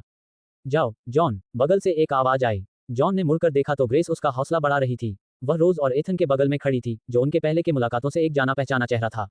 उसके सामने सैम उसे ध्यान से देख रहा था। वो मुझसे लंबा है, ज्यादा सुंदर है और शायद मुझसे ज्यादा अमीर भी है। उसमें ऐसी क्या बात है जो उसे इतना खास बनाती है? सैम ने ग्रेस को देखते हुए सोचा। उसने सुना था कि ग्रेस को जॉन पसंद है और यह बात उसे परेशान कर रही थी। अपनी निडरता और खूबसूरती के लिए मशहूर ग्रेस ने अकादमी में खूब धूम मचाई थी। यहाँ तक कि अनौपचारिक रूप से बनी कैंपस की सुंदरता सूची में भी उसका नाम शामिल था, जिसे बाद में हटा दिया गया। उसके चाहने वालों की कोई कमी नहीं थी, सैम भी उनमें से एक था। प्रथम वर्ष के छात्र के रूप में वह अकेला नहीं था जिसकी निगाहें उस पर टिकी थीं। उसके दोस्तों में से एक ने बैरियर के ऊपर से झुककर चिल्लाते हुए कहा, अगर तुम उसे जीतना चाहते हो तो यही मौका है। जॉन एक कड़ा प्रतिद्वंदी है, लेकिन तुम उसे जीतने नहीं दे सकते। उसे दिखाओ कि तुम ही उसके लिए बने हो। सैम का चेहरा तनावग्रस्त हो गया, लेकिन वह दृढ़ निश्चयी था। मैं यह मैच जीतूंगा, मुझे परवाह नहीं कि वह प्रजनन विभाग से है। मैं जीतूंगा और शान से जीतूंगा। उसने गहरी सांस ली और उसका आत्मविश्वास बढ़ गया। आखिर वह युद्ध विभाग से था। प्रजनन विभाग के छात्र से हारना शर्मनाक होता। युद्ध शुरू होने से पहले सैम ने खुद को याद दिलाया, ये खुद को साबित करने का उसका मौका था और वह इसे बर्बाद नहीं करने वाला था। अब मुकाबला असली रूप लेने वाला था। 5 मिनट जल्दी बीत गए और रेफरी ने पुष्टि की कि दोनों पक्ष तैयार हैं। उसने अपना गला साफ किया और लड़ाई के नियम पढ़ने शुरू किए। रिवरस्टोन यूनिवर्सिटी के फ्रेशमैन मिलिट्री टूर्नामेंट में आपका स्वागत है। ट्रेनर जॉन का मुकाबला ट्रेनर सैम से होगा। प्रत्येक ट्रेनर को केवल एक पोकेमोन रखने की अनुमति है और लड़ाई तब समाप्त होगी जब एक पोकेमोन लड़ने में असमर्थ हो जाएगा। अब कृपया अपने पोकेमोन को एक ही समय पर छोड़ दें। जॉन और सैम ने एक दूसरे को पल भर के लिए देखा, मानो वे एक दूसरे को ऐसे परख रहे हों जैसे किसी ऊंचे दांव वाले पोकर खेल में प्रतिद्वंद्वी हों। दोनों ने अपने अपने पोकेबॉल निकाले और उन्हें हवा में उछाला, जिससे उनके पोकेमोन एक तेज रोशनी के साथ बाहर निकल आए। सैम का पोकेमोन क्रोगन था, जो बैंगनी रंग का मेढक जैसा दिखने वाला जीव था, जिसकी मुस्कान किसी कार्टून के किरदार जैसी थी। जॉन को मानना पड़ा कि क्रोगन सबसे खतरनाक पोकेमोन तो नहीं था, लेकिन उसके कुछ यादगार पल जरूर थे, खासकर जब उसने एनीमे में ब्रॉ को पॉइजन जैब से लकवाग्रस्त कर दिया था। लेकिन जॉन का पोकेमोन देखने लायक था। एक शाइनी मकुहिता, जिसके लाल दस्ताने और गाल उसके सामान्य पीले नारंगी रंग से बिल्कुल अलग दिख रहे थे। जॉन को इस ऑडिशन के लिए अपने सबसे अच्छे पोकेमोन का इस्तेमाल करने की जरूरत नहीं थी, इसलिए मकुहिता एक अच्छा, हालांकि कुछ हद तक अप्रत्याशित विकल्प लगा। हाँ, यहाँ तो मुझे ही फायदा है। सैम ने मुट्ठी भींच ली और अपने प्रतिद्वंदी को देखते हुए मुस्कुराया। क्रोगन, जो एक विष प्रकार का पोकेमोन है, को लड़ाकू प्रकार के पोकेमोनों पर स्वाभाविक रूप से बढ़त हासिल थी। हालांकि पॉइजन बार्ब लड़ाकू प्रकार के पोकेमोनों के खिलाफ विशेष रूप से प्रभावी नहीं था। फिर भी लड़ाकू हमलों के प्रति प्रतिरोधक क्षमता के कारण उसे बढ़त प्राप्त थी। सैम को लगा कि यह एक आसान जीत होगी, लेकिन जैसे ही वह अपनी जीत का जश्न मनाने ही वाला था, तभी उनके आसपास मौजूद भीड़ ने हैरानी से सांस रोक ली। अरे वाह, ये तो शाइनी मकुहिता है, भीड़ में से किसी ने हैरानी से चिल्लाते हुए कहा, जो स्पष्ट रूप से प्रभावित था। अचानक सभी दर्शकों का ध्यान जॉन के पोकेमोन की ओर चला गया, मानो उन्होंने किसी दुर्लभ हस्ती को देख लिया हो। विशेषकर ग्रेस, जो पास ही खड़ी थी। आश्चर्य से उसकी आंखें चौड़ी हो गईं। इस लड़के के साथ क्या हो रहा है? पहले इसे एक शाइनी राल्स मिला और अब इसे एक शाइनी मकुहिता मिल गया। यह इतना फेटशाली कैसे हो सकता है? उसने सोचा, उसका दिमाग चकरा रहा था। शाइनी पोकेमोन हमेशा से ही देखने लायक होते थे। चाहे वे कितने भी शक्तिशाली क्यों न हों, वे हमेशा ध्यान आकर्षित करते थे, ठीक वैसे ही जैसे कोई व्यक्ति अनोखे परिधान में आ जाए। लोग उन्हें घूरने से खुद को रोक नहीं पाते थे। सैम भी मकुहिता के चटक लाल रंग से अपनी नजरें नहीं हटा पा रहा था। यह मजबूत था, आकर्षक था और इसकी मौजूदगी निर्विवाद थी। लेकिन सैम ने तुरंत ही इस चैप्टर आर्म को झटक दिया। यह एक प्रतियोगिता थी और वह इस चकाचौंध में उलझने का जोखिम नहीं उठा सकता था। तो क्या हुआ अगर यह शाइनी है? इसका मतलब यह नहीं कि यह ताकतवर है। मैं तुम्हें दिखाता हूं कि यह कैसे किया जाता है। उसने ध्यान केंद्रित करने की कोशिश करते हुए धीरे से बुदबुदाया। रेफरी ने अपना झंडा उठाया, जो लड़ाई शुरू होने का संकेत था। क्रोगन, पॉइजन बार्ब का इस्तेमाल करो। मकुहिता, फेक आउट का इस्तेमाल करो। जॉन और सैम ने एक ही समय पर अपनी चालें बताईं। क्रोगन ने मकुहिता पर बैंगनी रंग का तरल पदार्थ फेंका, उसे जहर देने की उम्मीद में। जहर से प्रभावित होने वाले पोकेमोन अक्सर लड़ाई की शुरुआत में इस रणनीति का इस्तेमाल करते हैं, लेकिन मकुहिता जरा भी विचलित नहीं हुआ। इसके बजाय उसने सीधे वार सहा और सैम के आश्चर्य के लिए कुछ भी नहीं हुआ। मकुहिता पर जहर का कोई असर नहीं दिखा। वह बिल्कुल बेफिक्र लग रहा था। किस्मत अच्छी है, सैम ने झुंझलाते हुए बुदबुदाया। वह भी हार मानने को तैयार नहीं था। बचो, फिर कीचड़ थप्पड़ का इस्तेमाल करो। मकुहिता ने आगे बढ़कर अपना हाथ ऐसे उठाया मानो वह जोरदार थप्पड़ मारने वाला हो।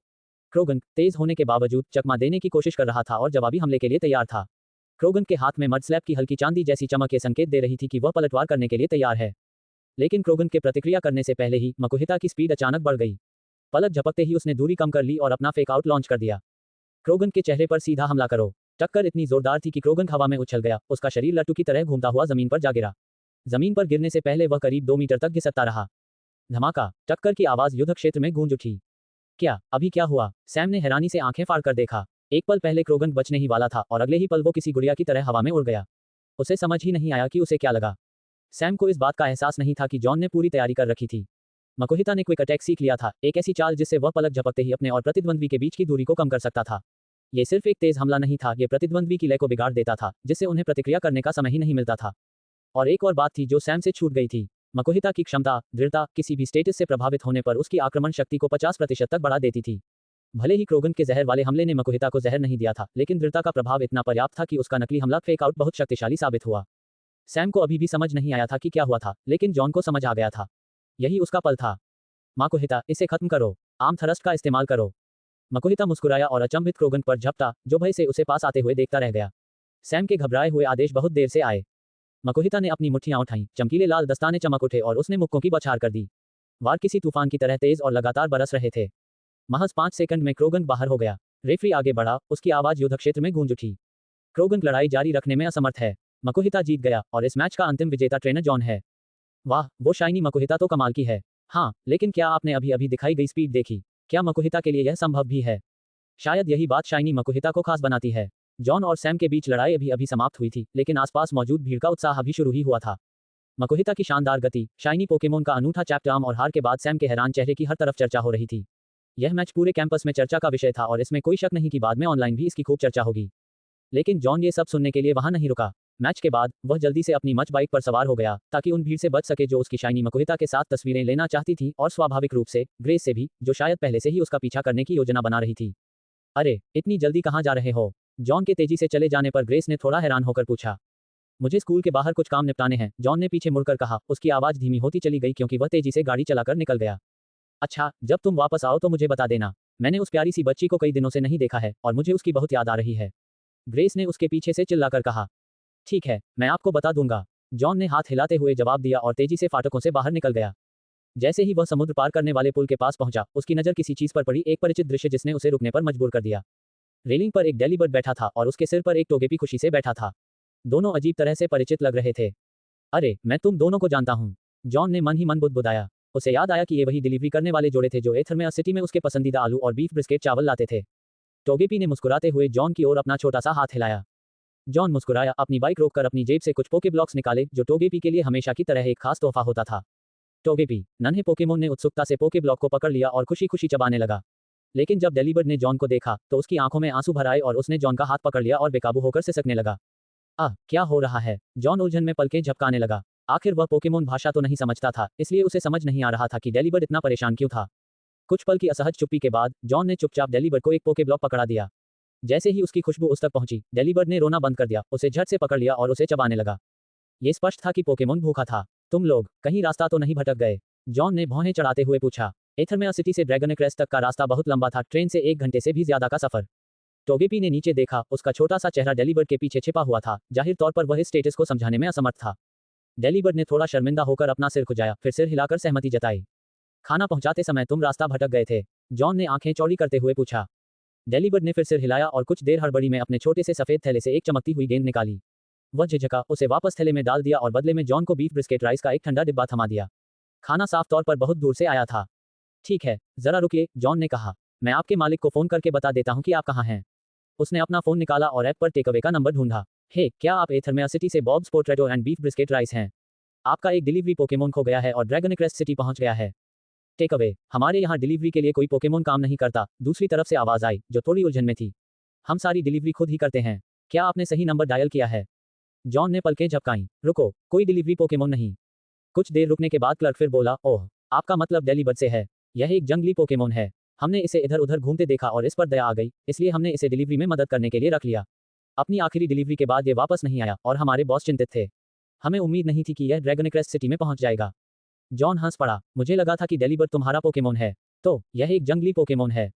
हाँ, बिल्कुल सही। अगर तुम्हें वो दिखे तो उसे वापस आने के लिए कह देना। उसे अभी तक अपनी तनख्वाह भी नहीं मिली है। जॉन ने सिर हिलाया, फिर डेलीबर्ड की ओर देखा, जिसके चेहरे पर शर्मिंदगी के भाव थे। लगता है तुम दोनों थोड़ा रास्ता भटक गए थे। अब क्या करें? डेलीबर्ड ने कंधे उचकाए, उसका चेहरा पहले की तरह ही अनिश्चित लग रहा था। उसके सिर पर आराम से बैठा टोगेपी शहर को घूर रहा था, मानो विचारों में खोया हुआ हो। क्या तुम मेरे साथ चलना चाहोगे? जॉन ने विकल्पों पर विचार करते हुए पूछा। मैं तुम्हें यहाँ आसपास कुछ काम ढूंढने में मदद कर सकता हूँ। शायद डिलीवरी का काम भी। शहर में कई फूड डिलीवरी कंपनियां हैं जिन्हें कर्मचारियों की जरूरत है। और मैं तुम्हें दोपहर का खाना भी खिला सकता हूँ। डेलीबर्ड ने कुछ देर सोचा, टोगेपी की ओर देखा और फिर अपने आसपास के वातावरण पर नजर डाली। जाहिर तौर पर एक नए शहर में नई शुरुआत करने के विचार से वह काफी उत्साहित था। थोड़ी देर रुकने के बाद उसने धीरे से सिर हिलाया। ठीक है, मैं तुम्हारे लिए कुछ ढूंढ लूंगा, लेकिन पहले चलो कुछ खाने चलते हैं। जॉन मुस्कुराया और जवाब का इंतजार किए बिना दोनों पोकेमोन को पास के एक कैफे की ओर ले गया। जॉन ने मुस्कुराते हुए कहा, मैं तुम्हारी मदद करूंगा, लेकिन पहले मुझे कुछ काम निपटाने हैं, ठीक है? तीनों एक नए रोमांच के लिए तैयार होकर रवाना हो गए।